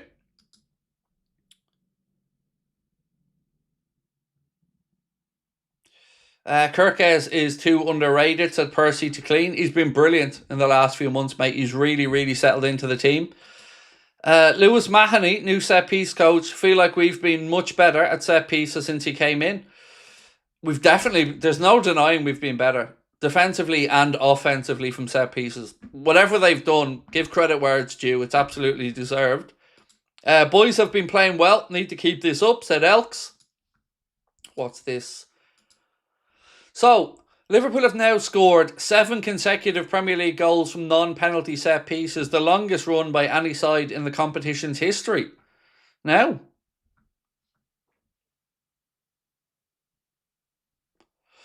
was the first goal from a set piece? Someone help me out with this. Was the first goal from a set piece? The one that Gravenberch played it to Ekitike? Was that from a set piece? I don't remember. It was it? What? Was it from a corner? I don't remember. Honestly, I remember the pass, but I don't remember the seconds preceding it. There you go. Set piece FC, absolutely tearing it up. Never mind these Arsenal frauds.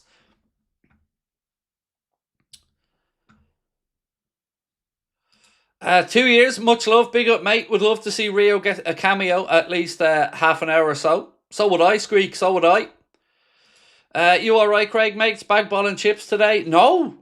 I'm mixing it up today, Andrew. I'm actually having a burger. Yeah, I'm mixing it up a little bit. Come on, Joey. Don't be teasing us like that, said Jaden. I know, I thought that was it, Jaden. I really thought that was going to be his moment when he turned and swiveled and it was just about to strike it. I thought, oh, here we go. We're going to get the Joe Gomez goal. Good to see Gakpo communicate better with Kirkes. Lovely. Yeah, it was a nice bit of build-up play actually down the left. I love an overlap and run. So, more of that, please. What are you having with that burger? And maybe sauce. So, here's me, right? If I'm eating a burger, I have to have chips on it. I don't know if anybody else does this, but for me, it goes like this. Bun, cheese, burger, cheese, chips, ketchup, bun. So, that's what I'll be having with it.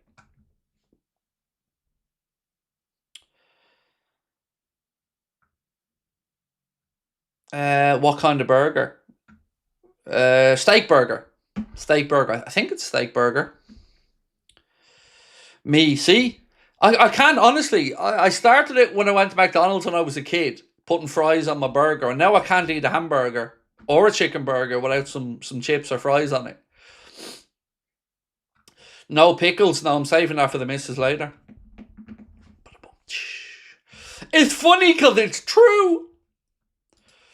A Joe Gomez goal will make my day, said Chasing Vlogs. Pickles and onions. Don't eat onions. I'm like a big child. I only eat like beige, boring foods. I don't eat onions. Don't eat any of these fancy sauces. Right now, Liverpool currently sitting 5th in the Premier League table. Closing that gap. Played a game more than Chelsea and Manchester United, but within 3 points of Villa. So it's all coming up Millhouse.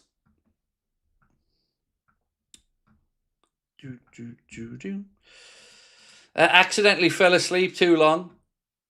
There you go. And saw that. Well, don't be going to sleep. Craig is back. Love to see it. Thank you, Joseph. Appreciate you. And Brad, I was only joking as well, by the way, Brad. Have a little nap, mate. Nothing wrong with it. It's the weekend. Big Chili said, my mates at work are slightly obsessed with the whoop whoop celebration. Quite funny listening to it in person. They're giving me Craig Curious vibes. Don't fight it. Don't fight it, Big Chili. Others have tried to fight it, but if you're Craig Curious, just own it, you know. Happens to the best of them. You're a nice guy, only not too much football knowledge. Yeah, I have forgotten more about football than most people will know, mate. So my football knowledge is through the fucking roof. Played at a high level, know everything there is to know about football. You know, some might say if you look at football, I'm only joking. No, I'm quite comfortable with my football knowledge in all honesty. Yeah, like I said, been around the game my entire life, so I'd like to think I know what I'm talking about in that regard. But look, I say that, but when I hear an actual coach, you know, like Pep Linders or somebody speaking about football, kind of makes me go, oh shit, yeah. There's a reason you're sitting on the sofa, Tubby boy. There's a reason.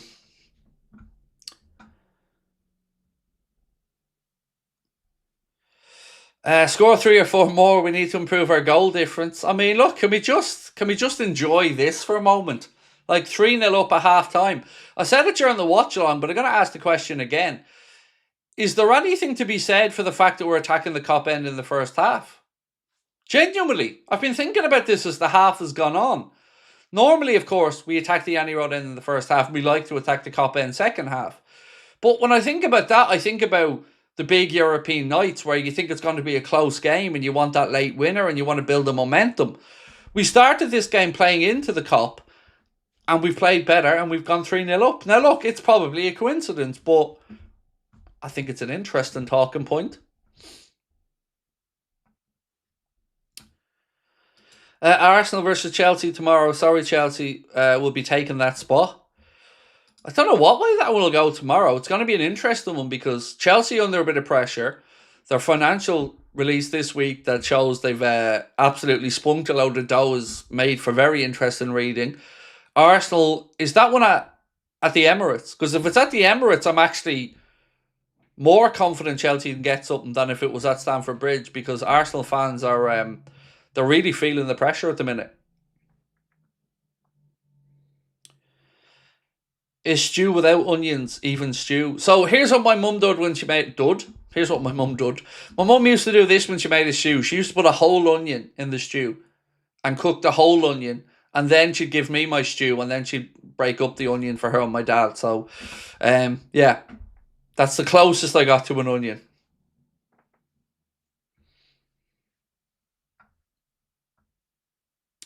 Craig, I'm hearing more about a Man City point seduction. Any news on that? Nothing that I know, David. Look, I've always said this. I'd be absolutely amazed, truly amazed, if they aren't hit with some big punishments, because whatever about there being 115 to 130 charges, I'm absolutely open-minded enough to think they might get away with some of them. But all of them? No. Some of these charges, if you look into it, they're pretty straightforward. So what happens, we'll wait and see. But, they deserve whatever's coming to them. Happy to reach you here as an Anfield Agenda member, Craig. Thank you for all you've done this year, especially through Diogo's passing. Mate, it's always a pleasure, and thank you for being with us as well, Brad. Appreciate you.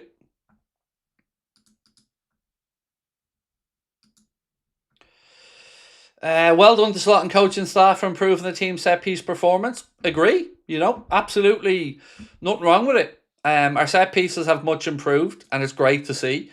It's look, this is dreamland. I'm thoroughly enjoying this. 3-0 up at half-time. Yeah. Long may this continue. What am I having for dinner? Burgers. Burgers, mate. Craig, I want to ask, is Florian Wirtz a systematic player? And if he isn't, could you kindly explain why? Well, I don't know what you mean by systematic. As in, does he only flourish in one particular system? I would say no to that. I like Florian Wirtz in somewhat of a free role, finding those pockets of space, being able to drop between the lines and kind of make things tick a little bit. I almost think of him like a David Silva type of player. You want to just give him that bit of freedom to roam around the pitch, find little pockets of space, and I think he's a player that can just make things happen. A player that can unblock a low block. There will always be players that flourish in particular systems, or players that have a favourite system, but I wouldn't pigeonhole him by saying he's just a systematic player. No.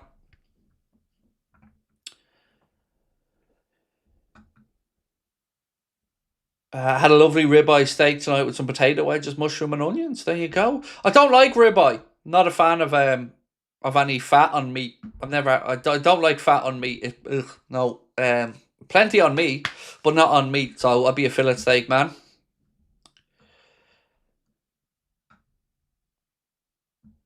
Great to see us blocking shots for a change and scoring from set pieces. Need to get 5. Absolutely. I loved that bit of defending when they were throwing their bodies in the way to get a block. Craig, you still agree when you said Henderson over Scholes? Did I? Did I say that? I remember calling Scholes a ginger Mark Noble, but if I said it, it was probably bait. Look, let me put it this way. I do hold Henderson in the highest of regard as Liverpool captain. I don't like the way he left, and I don't want to really get into that side of it, but that a lot of that particular thing, and you're going back, I think, 8 years for the 888 Sports stuff. I said, if I remember correctly, Paul Scholes is nothing but a ginger Mark Noble. Obviously on a wind-up.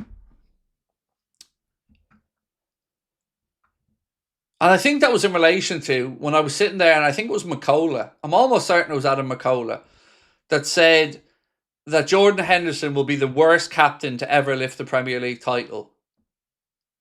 And he was including Wes Brown in that conversation. And I wasn't having it. I just wasn't fucking having it. It's just nonsense.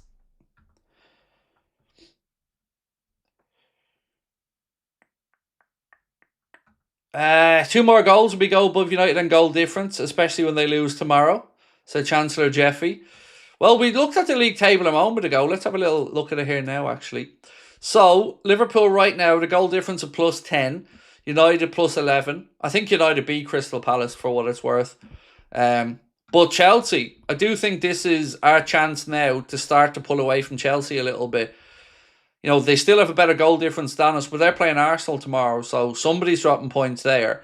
And I think now Liverpool should be looking to try to rein in Aston Villa and chase down third spot.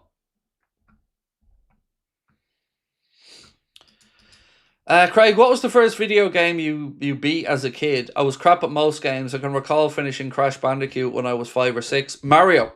Super Mario was the first one for me that I completed. Yeah, that definitely, without a doubt, it was Mario. I don't think I've completed many video games, though, in all honesty, because I'm not really a massive video game player, and if I do, it was more like Tetris or, boring games like that, or, just thoughtful games, whatever you want to call it. I'm not really a platform game kind of guy.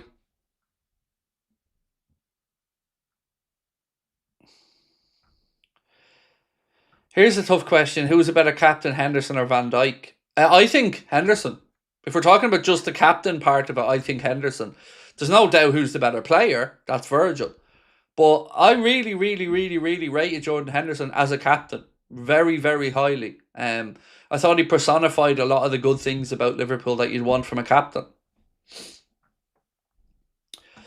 Nicholas said, big fan from Jamaica. I watch you every live. Thank you, Nicholas. Much love to you, my friend. Thank you for your support. You've nearly completed Solitaire, said Connor. Yeah, I'm on level 2,537, something like that, on Solitaire.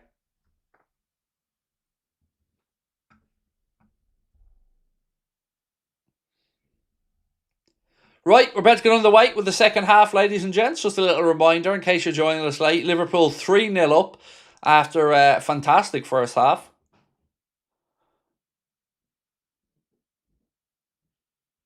And we are underway in the second. Craig ain't gonna lie, Somerville could be the next Salah. Yeah, it's a difficult one, that, because Somerville's obviously started to come into this purple patch of form. But I don't know consistently whether this is like a one-off season from him. I didn't really watch him enough at Leeds to have a fair take on him. But certainly for West Ham, he's been one of their bright sparks in their battle for relegation. One of few bright sparks. Jay said, I agree, Craig Hender was a great captain, a brilliant captain. Thanks for the content, mate. Thank you for being here with us, Jay. Thank you very much. Right, folks, Van Dijk to Kirkes. We'll sync up for everybody here at 46. Yeah, we're pretty much on target there. Gravenberch to Kirkes. Ekatike, he cuts in field. We are coming up to 46 and 1, 2, 3, 4, 5, 6, 7, 8, 9, and 10. Soboslai, far side, tries to keep it in. Does so, but gives it back to a West Ham player. Then Joe Gomez backheels it out of play for a West Ham throw-in. The last time we scored 3 before half-time was April against Spurs when we finally won the Premier League title, said Nessie. I love that. I didn't know that now, Nessie, but thank you for the insight. Here's to your anniversary, to the missus tomorrow. Hoping you can serve her up some tube steak tomorrow night. Hello. Yeah, what are we? How many years are we married? 19 years. Tomorrow, actually, yeah. 19 years. Which is, a very long time. We're married 19 years and we're together, what are we together now, 25? I murdered you, I would have got out already. Just think what you would have denied the world if you murdered me, though. No. Like, imagine the world not having all of this. Yeah. Would life be worth living? I had a longer life sentence than if I murdered you. Yeah. Go fuck yourself. Yeah, well, you do. Right. West Ham on the attack right-hand side. Bye-bye. Yeah, we're together 25 years and we're married 19. Ekatike. Bowen.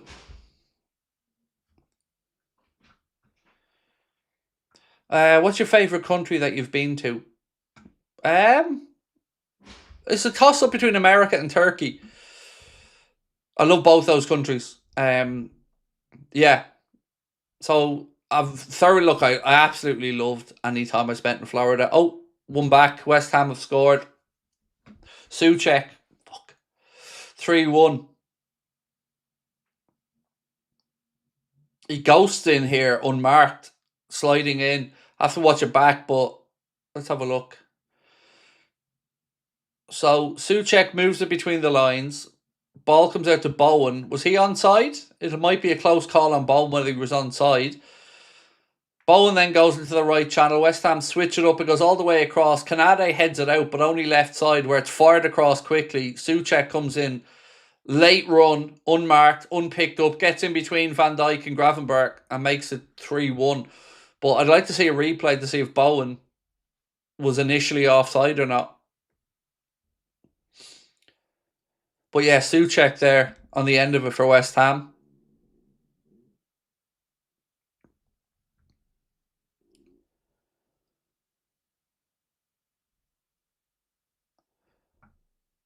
I think it is being checked at the minute. I just don't know what. I haven't seen a replay of it yet. But it's being checked for an offside.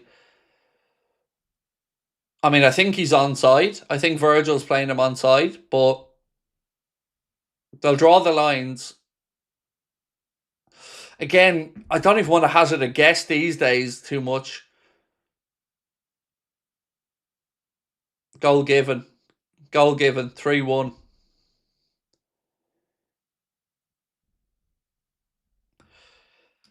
Thiago is on 17 goals. Wonder how much he'll cost. I don't think he's the right type of player for us, Corbin. And again, Keith Andrews just signed a new contract there as well at Brentford. So, a bit of shenanigans here from the kickoff. West Ham looking to chase down quickly, but eventually we get back underway. And it is confirmed that goal. Thomas Souček, so it's now 3-1. The clean sheet's out the window, but again, you would say now, next goal in this game is a big one. If Liverpool get it, it's game over. If West Ham get it, it's going to be nervy. So, come on, boys. I'm sure the last thing Slot would have wanted to do was give them any encouragement. And then, again, our defence is breached. So, 3-1. Just over 5 minutes gone. Canade a fault? I don't know. It's a tough one because he got a header on it. And he did what he could with the header. I'd have to see it back to see if he missed time to jump or whatever. But it did go off Canade's head into the right channel. But I don't know if I'd say he was at fault or if it was the best clearance he could have done at the time. I'd have to see a replay of it. I don't really remember. Gravenberch. He tries to slip it through, but it wasn't on the same wavelength. And it goes straight through to the West Ham keeper. I mean, I'd be more concerned that nobody picked up the run of Souček and that he just ghosted in between Gravenberch and Van Dijk. Van Dijk looked like he was trying to react, but it was too late. Yes, Mark, I did sync. I synced that 46 minutes, mate.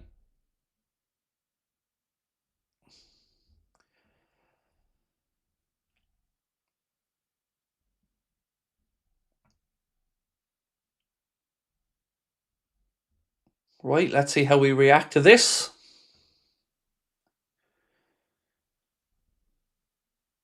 West Ham, ping it out right side to Wan-Bissaka. His ball in field goes straight to Ryan Gravenberch, thankfully.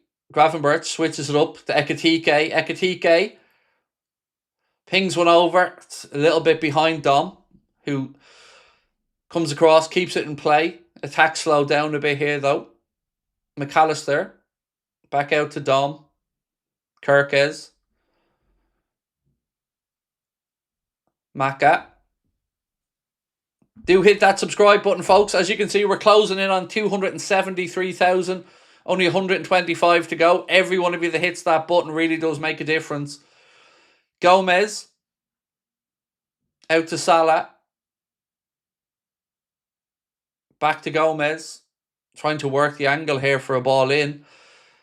Salah being forced a bit backwards. Plays it to McAllister. McAllister now back out to Joe Gomez.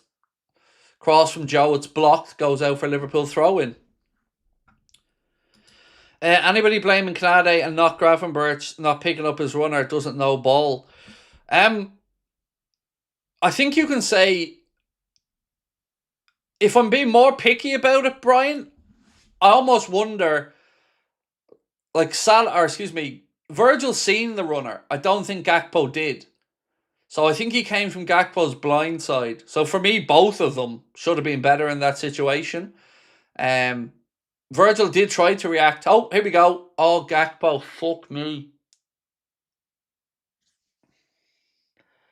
He's not going to want to see that one back. Ball drops to Cody Gakpo.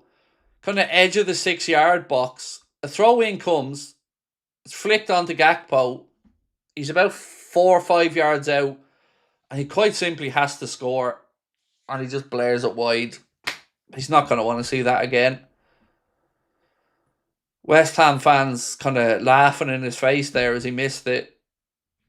Should have been putting that away, Cody.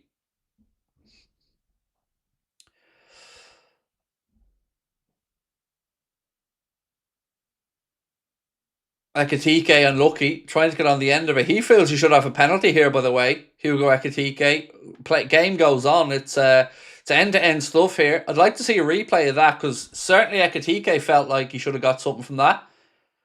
Again, though, tough to say. Here would be a yellow card for Gakpo for a pullback. Ekitike still appealing on this one. So he touches it round the defender. I don't think there's nothing in that. I think the keeper didn't make contact. I think Ekitike rides the challenge. Yeah, he rides the challenge. I don't think there's anything in that personally.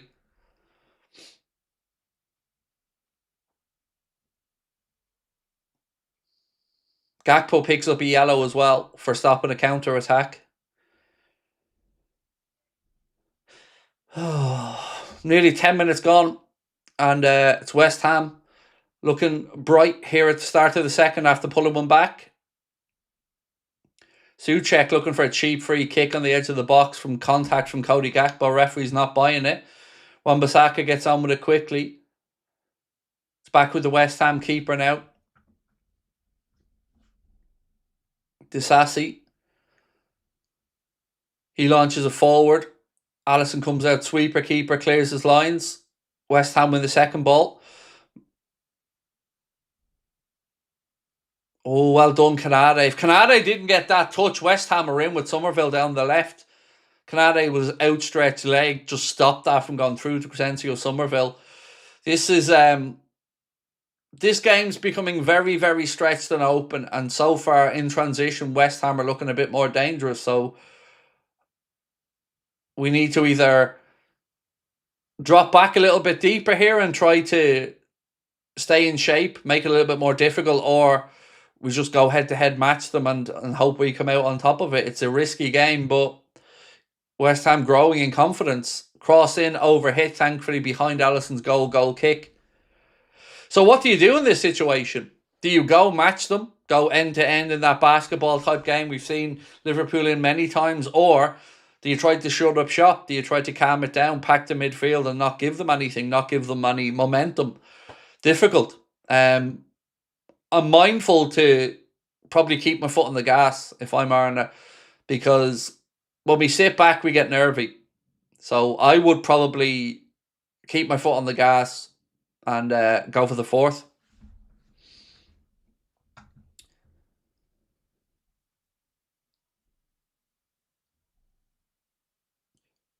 Somerville, challenged by Gravenberch.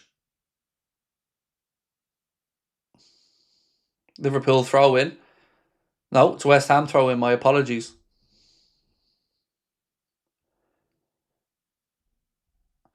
Drew's TV said end to end we don't play well. Parking the bus. I agree. Bowen. He dinks one in. Thankfully overhit. Goal kick Liverpool. Match them said it's JB. I would make changes on the go. And go after them, as one more would kill the game. The best defence is offence, yeah. I agree. I agree with those comments. And I agree with everybody saying that we get nervy when we sit back. So yeah, this is one of those where a fourth absolutely kills it off. But if West Ham score the next goal, it's squeaky bum time. So let's make sure it's us.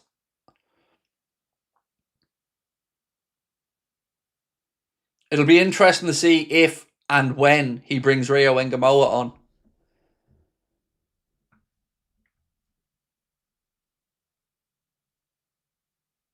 Kirkes throws the ball to Dominic Szoboszlai. Szoboszlai back to Alisson. 58 minutes on the clock.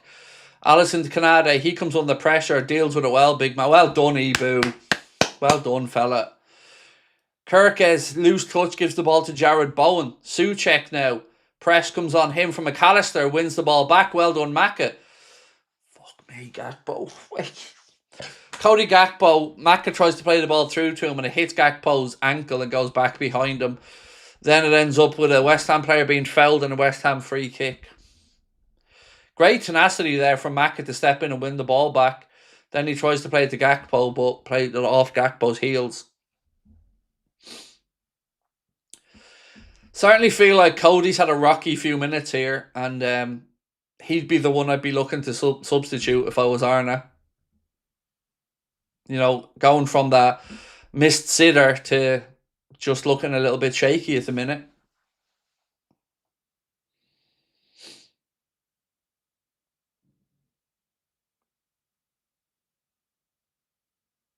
Approaching the hour mark. It's Liverpool 3, West Ham 1.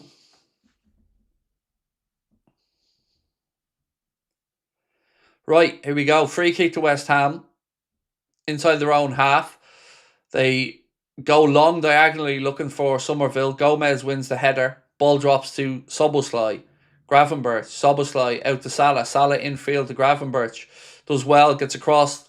Two men. Keeps possession. Slips it into Ekitike. Ekitike to Kirkes. Kirkes dinks one to the far post. Cleared away by West Ham. Come on, the Reds. Virgil to Maka. Maka flicks it on. Kirkes. Bit of head tennis going on here.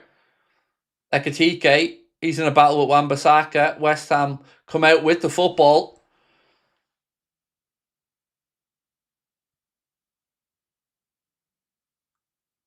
Oh, keeper. Well done, Alisson. Alisson to Virgil. Virgil back to Szoboszlai, but it's a bit behind him. It's a bit messy, this, boys. Jesus Christ. Well done, Alisson. Canade gives the ball straight to Bowen. Fuck me, lads. Wake up. There's some silly errors creeping in here. They need to get a grip of this. Kirkes. Szoboszlai. Back to Milos Kirkes. You could see that a mile away, Milos. West Ham are just looking sharper now. Come on, boys. Some errors starting to creep in. I don't like it.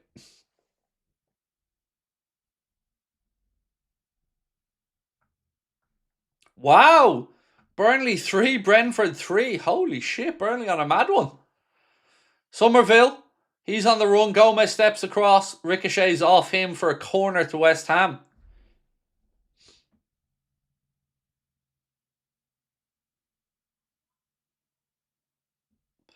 Metalgate Solid said, it's complacency. It's been the downfall of this team all season. I don't know what it is. You might be right, but it's certainly worrying.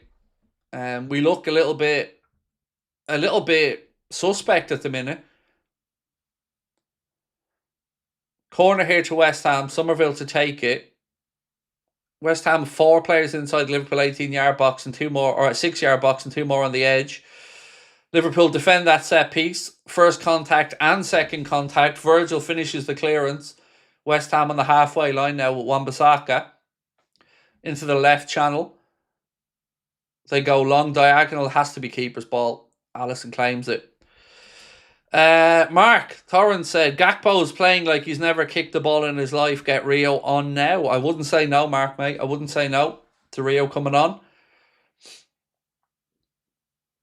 Cross in. Oh, keeper comes and claims it. It's end-to-end stuff, this now. Souček. He has his ankles clipped by McAllister. Free kick to West Ham inside their own half. Right, Arna, you need to nip this in the bud here, bro. We can't be letting them build momentum. Let's have a look at the bench again to remind you guys the options Liverpool have today. So on our bench, apart from the two keepers, there's Fede Chiesa, Curtis Jones, Andy Robertson, Jeremy Frimpong, Neone, Ramsey and Rio. They're the options for the Reds from the bench.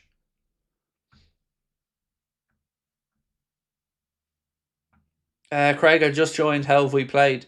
To say we haven't played well, Scout Stewart, in the first half in particular, mate, would be unfair. But 3-0 up at half time. West Ham come out, grab the first one, and I'm not going to lie, they've started to impose themselves more and more on the game as the second half has gone on. And it kind of has the feeling, Stuart, that the next goal in this is huge, if there is to be a next one. Somerville now. West Ham again, pouring bodies forward. They work it into the left channel. What was that cross? Thankfully, it was overhit and it goes through on the far side. Wan-Bissaka regathers it. West Ham, another ball into the box, headed away by McAllister. Fernandez strike shot. Alisson comes across and makes a save. Well done, Ali. I don't like it. It's getting nervy, boys. Did that take a deflection? No, it was just a clean strike, and Alisson comes down and smothers it. Drops to Fernandez. He hits it on the half volley. Bounces just in front of Alisson, but he manages to keep hold of it. Come on, boys. Nothing stupid. No mistakes. Alisson to Virgil. Virgil belts it long upfield, looking for Ekitike. Disasi wins the header. Canadi wins the second one, flicked on by Gravenberch. West Ham have it back with Somerville. Fernandez goes past McAllister and thankfully plays it off a Liverpool player. Mack is being fouled. Referee plays a good advantage though. Soboslai carries it forward. Look to your left, look to your left, look to your left. And he goes to his right to Salah. Salah cuts inside. Takes too much out of the ball. Has it still though. Salah! No. Leaning back and skies it. Goal kick West Ham.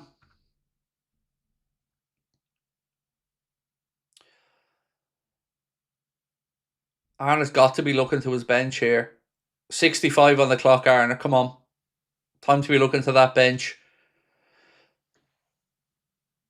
I'm going to suggest you're going to see Curtis Jones or Rio Ngamoa as the first substitution. Although he does like to do them in pairs, doesn't he? So it'd be interesting to see if he brings Robertson on as well. Or Frimpong, of course. You know, how much can Jeremy Frimpong play? We don't know. Gomez doing okay at right back, but it'll be interesting to see how much time he might be able to give to Frimpong.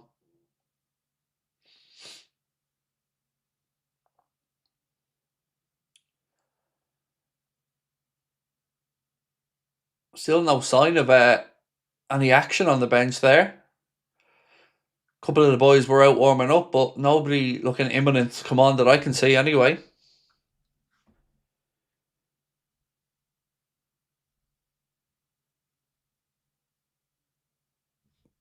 I don't think people are ignoring Salah ghosting. Salah's done okay defensively today. He's come back and helped out a bit. Honestly, and I'm being honest, of the two wingers, I would keep Salah on over Gakpo today. And I'm not lumping on taking the cheap shots at Cody. I genuinely feel Mo has given us a bit more in those transitional moments and defensively than Cody. But, as I said, that's just one man's opinion.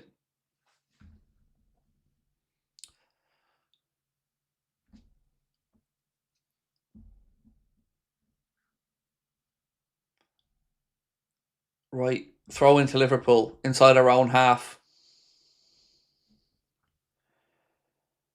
Would you say Frimpong is a successful signing? It's too early to say. I mean, I wouldn't really be wanting to judge anybody in their first year at a new club. That throw-in was horrendous, though, from Gomez. What are you doing? Throwing it back across the pitch. West Ham in possession. Virgil steps across and heads it out to Ekitike. Kirkes. Again, we're playing ourselves into trouble here.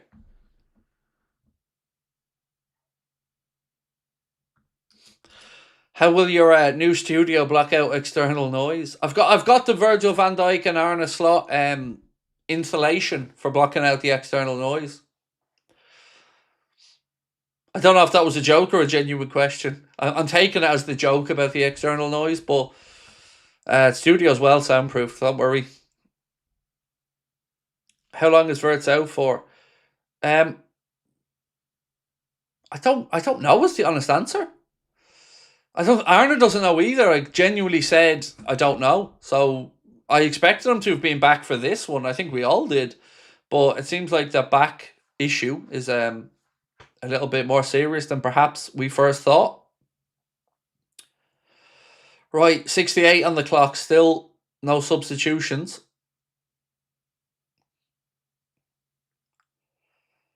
Do you think Slot has his favourites? Yeah, I do, David, but I think every manager has their favourites. You know, whether we agree with those favourites as fans or not, I mean, that's another conversation, but I think every manager feels there are players that he thinks he can rely on. Ekitike out to Gomez, challenge on him, it'll go out for a Liverpool corner. Far side, a chance for us to do something from another set piece. David said, how have you been since took that short break? I think I'm getting back to myself, David. I'm feeling stronger and healthier as each day goes by. That nerve damage on my shoulder took a long time to heal.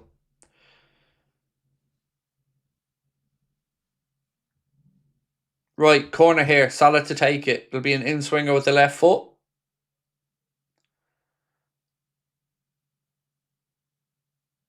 Ball in. West Ham clear it off their line. McAllister recycles it. Goes back to Kirkes. Kirkes tries a cross, but takes an extra touch, and then the second one is blocked. Ricochets back to Ryan Gravenberch, though, inside the centre circle. He goes to Maka between the lines. Maka to Ekitike. Ekitike skips past a couple of challenges. Slips it out to Cody.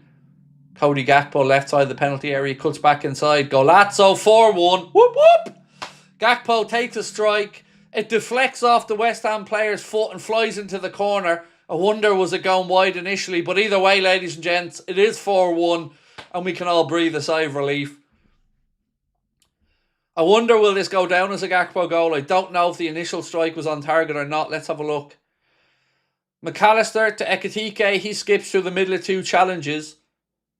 Slips it to Gakpo. He's definitely onside. Gakpo cuts in.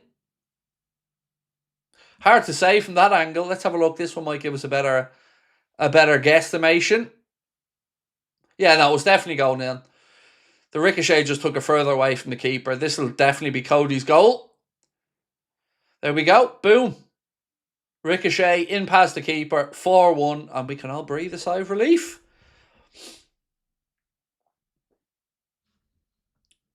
Boy, no, we'll have a little boogie. You don't play around the sunshine. You don't play around the moonlight. You don't play around the good times. Play around the boogie. I have to say I am very relieved that we scored the next goal, because if West Ham had scored there, lads, it would have been squeaky bum time. But now, 20 minutes to go, plus stoppage time. Surely he starts looking to the bench now to make a change or two. Adama Traore about to come on for West Ham. Get the Vaseline ready.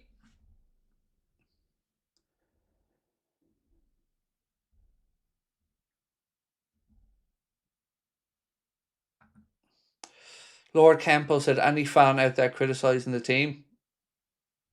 What? People aren't allowed to have an opinion? No? I mean, I don't know what there really is to be critical about today in a 4-1 win, but, you know, certainly there have been moments we could have managed in the game better. But look, I'm happy a 4-1. A win is a win is a win. And first half performance was enjoyable one. Second half, obviously, with West Ham scoring the first one, it made it a bit nervy. But now, hopefully, we can kick on again and get that confidence back up.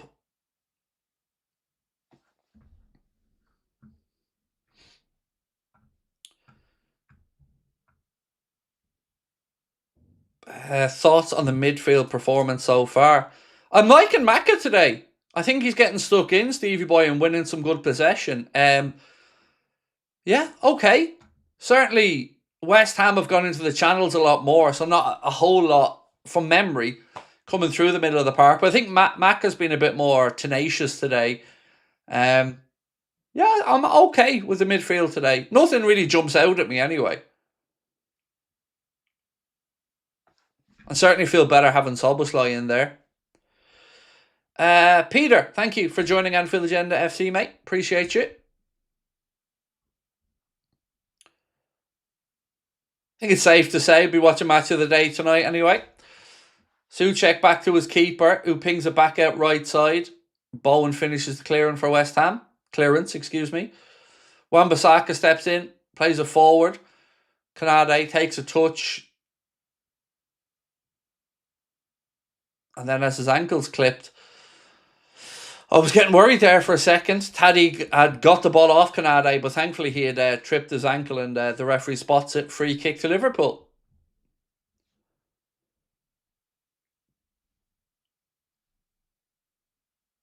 Still no changes though. Come on, Arna. Have a little look at that bench, bro.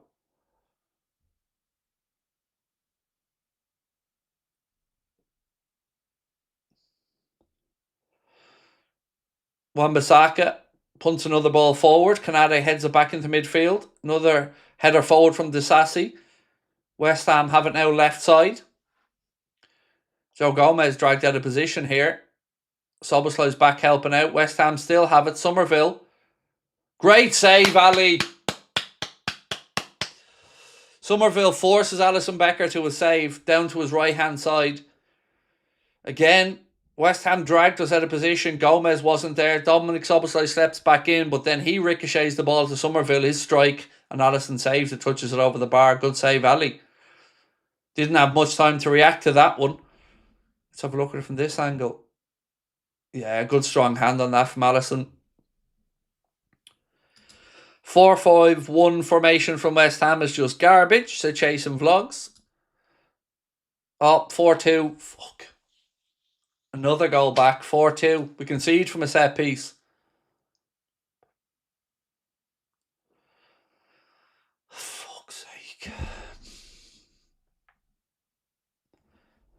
So, Bowen swings in a corner. No contact. Ball goes all the way through to the far side. And then there's a header. It's over the line. Alisson tries to claw it back out. Nothing he can do about it. There's no contact on the first one. It goes over everyone's head. Fuck's sake. Nobody picking him up at the back post.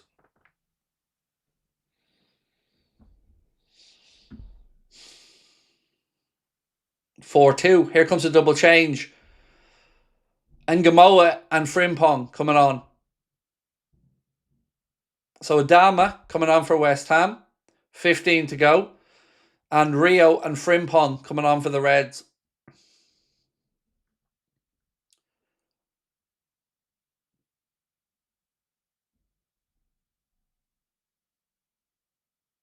So Hugo Ekitike and Joe Gomez are the two coming off.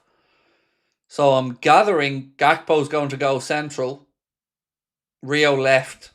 Obviously, right back could be a straight swap. Gomez for Frimpong. He really just does not feel that Hugo Ekitike can play 90 minutes, does he? So Frimpong and Rio on. Gomez and Ekitike off. Right, 4-2. And we're back underway. It's a messy game, this. But we're still 2 goals up. Making harder work of this than it should be, though. Kirkes.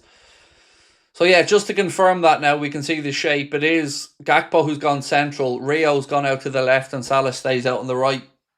And then it's a straight swap at right back.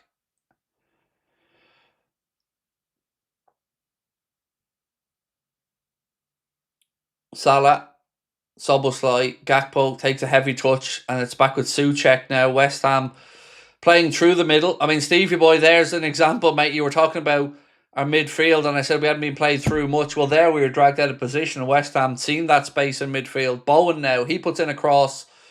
Fuck me, this is getting too nervy. Souček, his strike. Thankfully, he's leaning back and he skies it. Wake up, boys. For the love of God, wake up.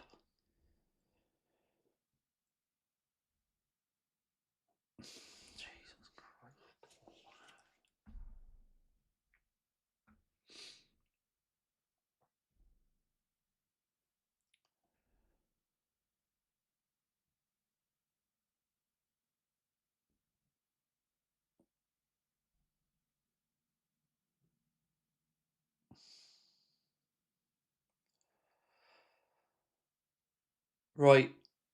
Salah now has it. Gakpo goes on the run, but he plays into Szoboszlai. Szoboszlai back to Gakpo. Gakpo strike blocked by the West Ham defender's legs. Ricochets back to Salah. Salah keeps possession, looking for an option. Goes to Jeremy Frimpong. Frimpong goes round the outside. That's a free kick, referee. Free kick, Liverpool. Well done, Jeremy. Gets on, runs at his man. Somerville brings him down. Referee gets out the yellow card. It'll be a Liverpool free kick, right-hand side of the edge of the 18-yard box.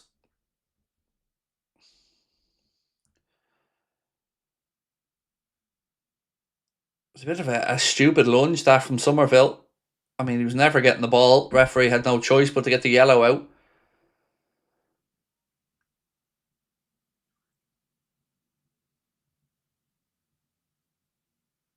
I mean, Somerville, you take all day there. Keep talking to the ref, mate. It's your own time you're wasting. Can I have 3 Craig booms for my birthday? I don't do booms. That's a Jurgen. I do whoops. But you can have a whoop, whoop, whoop for your birthday. Happy birthday, my friend. Richard Hesketh. Thank you, mate. Appreciate you.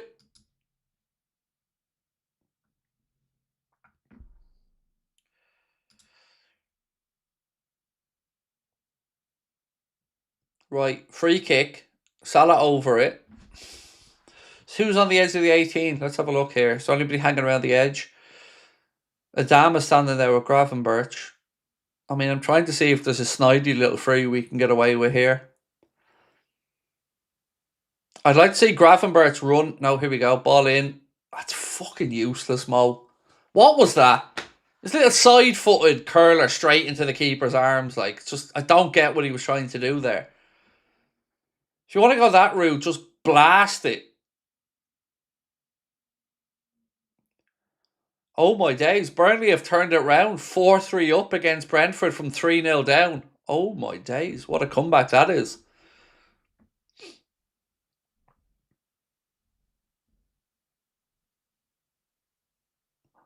Burnley on a mad one lately.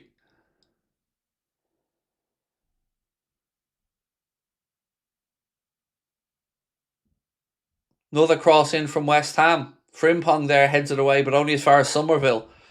Somerville plays a little 1-2. Still Somerville. Oh my days. Skips away from a few challenges. Has a free strike, and thankfully he's leaning back. Lads, this is not fucking good.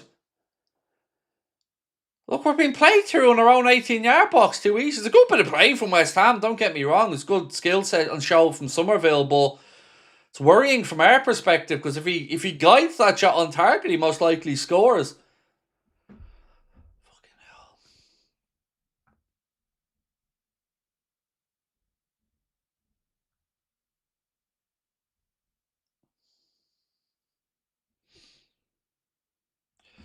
Kirkes now.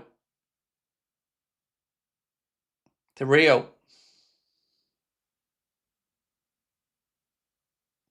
To Gravenberch. Strike. Oh, drags it just wide of the keeper's post. Unlucky.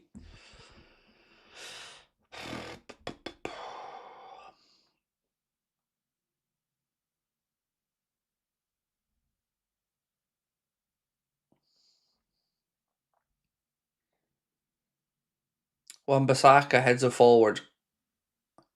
McAllister does well to win it back for Liverpool. Kanade now. Plays the ball into Salah. Salah to McAllister. Love that little glance over his shoulder just to see if he had space. Gakpo should have played that first time to Dom. Finds a nice ball though. Fair play, Cody. Finds Galazzo. 5-2. Frimpong crosses it in. Goes off the legs of the defender, and it's 5-2. That'll be that. Jeremy, welcome back. That'll do. 5-2. And that's what I mean. Get the ball into the box. It could take a ricochet. It could take a knock. Just put them crosses in low and hard. And that's exactly what Frimpong done. Fair play to Cody. I thought it was a shocking pass at first. I thought he made the wrong decision. But it was an inch perfect pass to Frimpong. So credit where it's due. And then Jeremy just attacks the space. Gets it. Plays it across. Trying to have a little tap in for Salah. But thankfully it ricochets off the West Ham player. And that should be that. Welcome back, Jeremy. Whoop, whoop.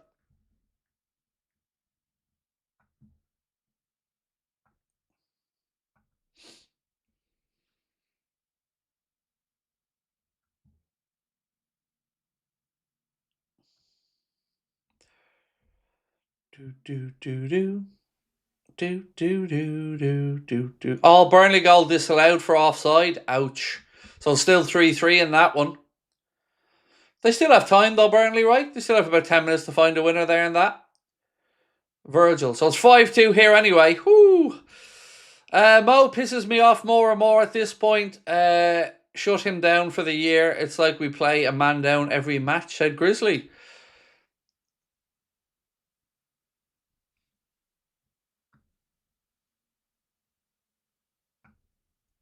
I'm just glad now that's put the game to bed. Now we can just enjoy the madness for a few minutes. But yeah, welcome back, Jeremy Frimpong, as well.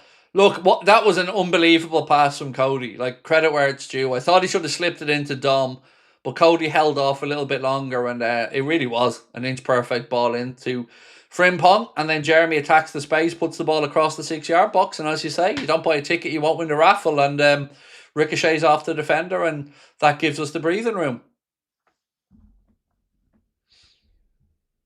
Yeah, own goal, Kev. Yeah, own goal. Everton 3-2 up against Newcastle. Genuine question, and I'm not trying to be facetious. Do you reckon Eddie Howe's going to get the chop from Newcastle? Because they're not going to qualify for Europe as things stand, getting beaten by Everton at home as well. They've been in a poor run. Chris, how are we, sir? Said, hi, Craig. Sorry I've not been of late. Can't stand slot ball. Good to see Liverpool winning, but game not on in the UK. I know, yeah, it's one of those 3 p.m. blackouts, Chris. I'm lucky in Ireland we don't have them, and we get one game at 3 o'clock on a Saturday, and Premier Sport thankfully chose the Liverpool one, but hope you're well, Chris. Offside there against West Ham. 5 minutes to go at Anfield. Liverpool 5, West Ham 2. And here comes Trey Morris-Nioni. It's come on for Ryan Gravenberch. Good to see Trey getting a few more minutes. You know, 5. It's not many, but it's minutes. It's more experience in the Prem.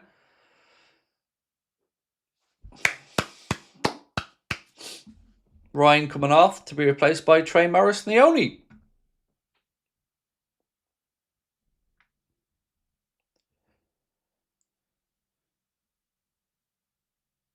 He should be in contention for a sack. The handling of Wolfmatter has been atrocious. Yeah, I mean, there was a couple of shouts on TalkSport, I think, that Wolfmatter was one of the worst ever signings in the Prem. It's, I haven't paid enough attention to Wolfmatter to know how bad he's been. I know he started quite well in his Newcastle career, but certainly seems to have been stuttering lately. Honestly, though, and I would say this if he was our own player, I don't like anybody being judged in the first season in a new league. I think everyone deserves a season to settle in before the real criticisms start or you talk about selling. But maybe Newcastle fans feel differently, I don't know.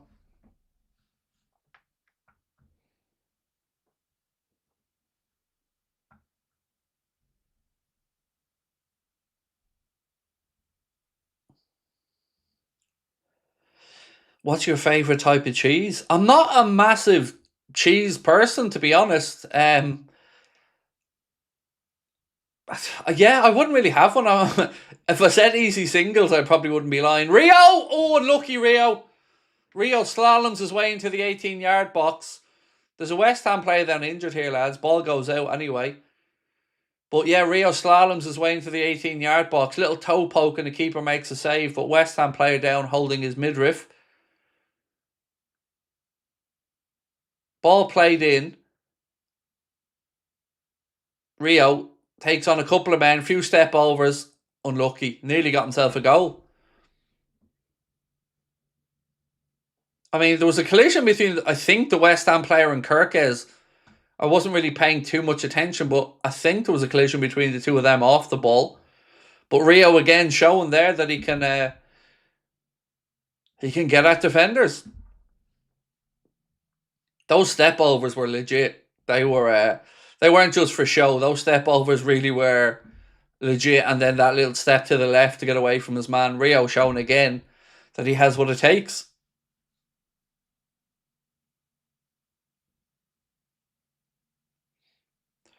West Ham about to make a double change here late on. Clock ticks towards 88 minutes. A reminder, folks, we'll have our match reaction coming up straight after the game. Don't forget as well, The last day you can enter this giveaway to win a signed and framed Jurgen Klopp shirt completely free.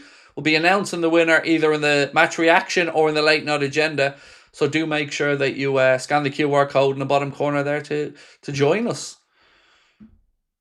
Actually, it's this you want to be. It's the big screen one, which I'll bring up at the end of the game. You want to be, but it's also in the description of the stream. We gave away a signed Steven Gerrard shirt last month. It's a Kloppo one this month, and then we'll have another giveaway for March, April, May, June, July, and August, September, October, November, and December. Well done, Craig. You know your months, sort of.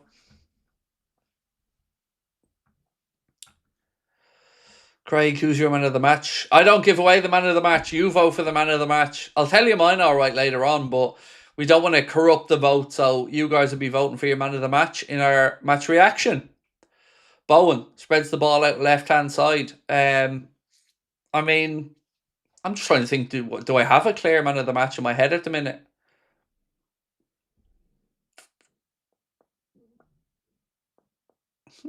Do I have a clear man of the match in my head? I think I do, actually, yeah. I think I know who I'd go for.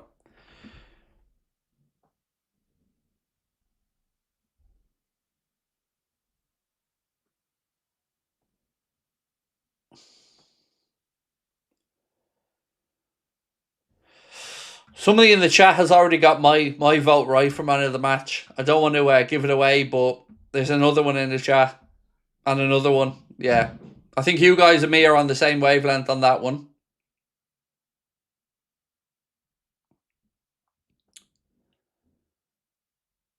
Do you think we'll make the Champions League? Yes, I do. At this point, I do.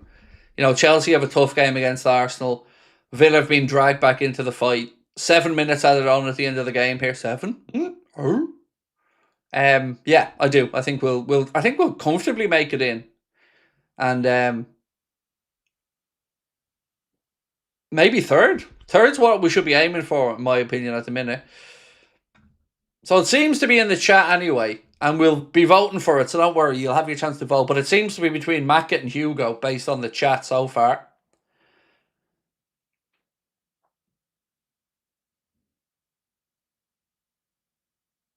So Disasi back up to his feet after he was fouled. We've almost had one of the 7 minutes.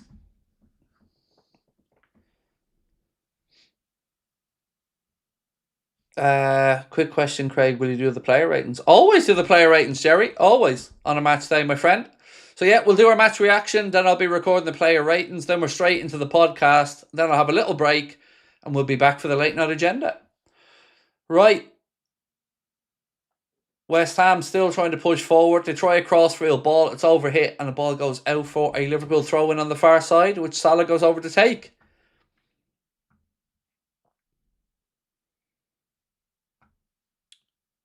Yes, it was 7 minutes, mate. 7 minutes, Spartan, for the additional time. We've had 90 seconds of that already. Frimpong on the gallop. Ball back. Oh, Trey Leone should have scored. Oh, Trey, mate, you're not going to get many better chances. Lovely bit of play from Frimpong down the right-hand side. Exactly what you want your fullback doing. Attacks the space, then pulls the ball back. Trey Leone, oh, he'd be wishing he could have had that one again. Lovely run as well across the front of the near post.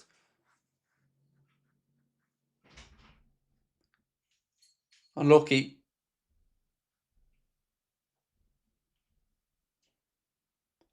So we've had 2 minutes now with a 7. Good bit of play that from Jeremy Frimpong. Really good. I've been impressed with him since he's come on. Every time he gets the ball, straight down that right side, attacking the space, trying to make things happen.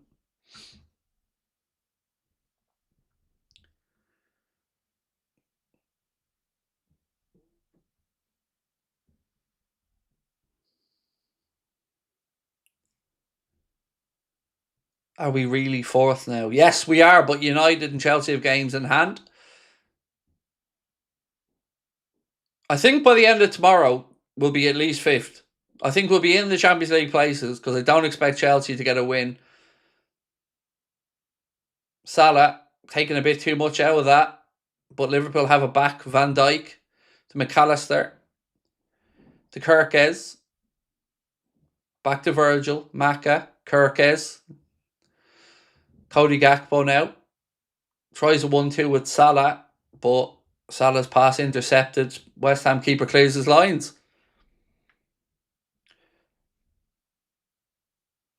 Oh, we're 5th? I thought we were 4th, no?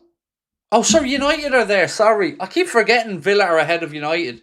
My apologies. We're 5th. Sorry, folks. I think we stay there. I don't think we're going to see us drop down. You know, if United, by some miracle, lose to Crystal Palace, then we go up. But, sorry, my apologies on that. I keep forgetting Villa are there ahead of United.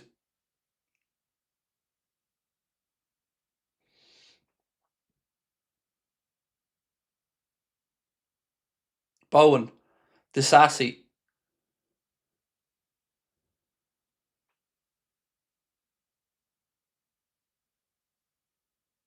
Canade does his bit of defending.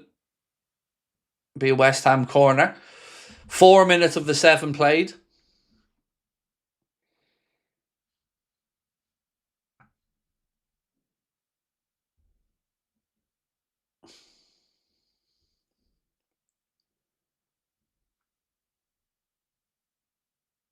Oh, Brentford grab a goal. 4-3. All that hard work to come back from Burnley is wasted because Brentford find the winner. On the week as well that Keith Andrews signed a new 6-year contract with Brentford.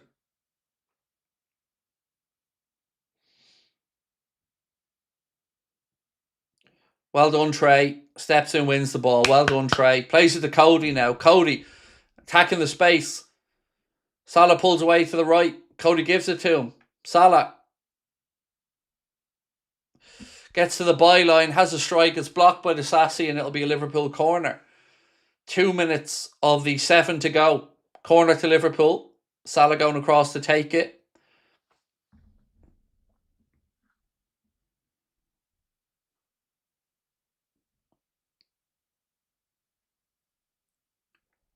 Right, up comes Verge from the back.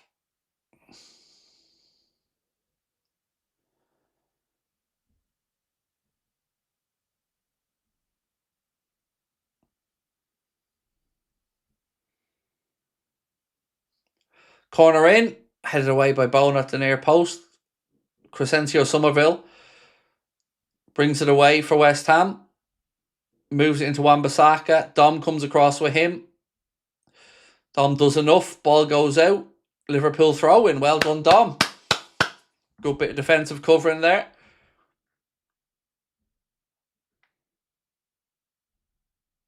What do you think of the performance? I mean, it was good in parts, but there's still frailties in this team that you can see.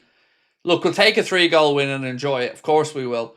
But there are definitely things we can improve on. Moments that we just haven't been switched on enough. Started the game very well. Just shouldn't have allowed West Ham back into it is what I would say. So if I'm rating it, out of 10 performance, I'd probably give it a 6.5. Certainly plenty to be excited about from an attacking perspective. Great to see Jeremy Frimpong back. He looks like he's going to make a big difference to us again, getting forward down that right side. And as you said yourselves earlier on, for us, offence can be the best form of defence, and having Frimpong back, I think, will be very, very important to us penning teams back in and really not give them the option to get out unless they try long balls over the top. Right, final few seconds here. Somerville plays it through. Ball drops to Bowen. He's challenged and dispossessed. Van Dijk pings one into the right channel. Disassi gets there ahead of Salah, though. We've now had the 7 minutes. West Ham still on the attack. Ball flicked out. Adama Traore out there now. Can't handle the power of Batman, though. And that's that, ladies and gentlemen. It finishes Liverpool 5, West Ham United 2. Liverpool doing their job, getting the 3 points. I mean, we'll talk about the defensive side of it, but 5 goals at home, you'll take that. And yeah, over to Manchester United now and Chelsea to see what they can do. But we've done our job this weekend, closing in the gap on Villa as well by 3 points to just 3 points. And it finishes. Ekitike scored, Van Dijk scored, Maka scored, Gakpo scored, and a Disassi own goal. Liverpool 5, West Ham United 2. Ladies and gentlemen, we will see you for the match reaction in 60 seconds time. Don't forget to enter our giveaway as well. Not only is Somerville being good today, he also has a Dutch passport, says Coops. Don't be saying that, mate. Don't be telling Arna that. He'll he'll be getting them in straight away. Don't forget, by the way, to enter our giveaway, this one, where you can win that signed and framed Jurgen Klopp shirt. We're giving away this evening, so make sure that you are entered into the giveaway. Scan the QR code there on the screen, and thank you to our friends at thecollectorscorner.co.uk as well. Folks, I will see you in 60 seconds. Thank you for joining us. Don't forget to subscribe before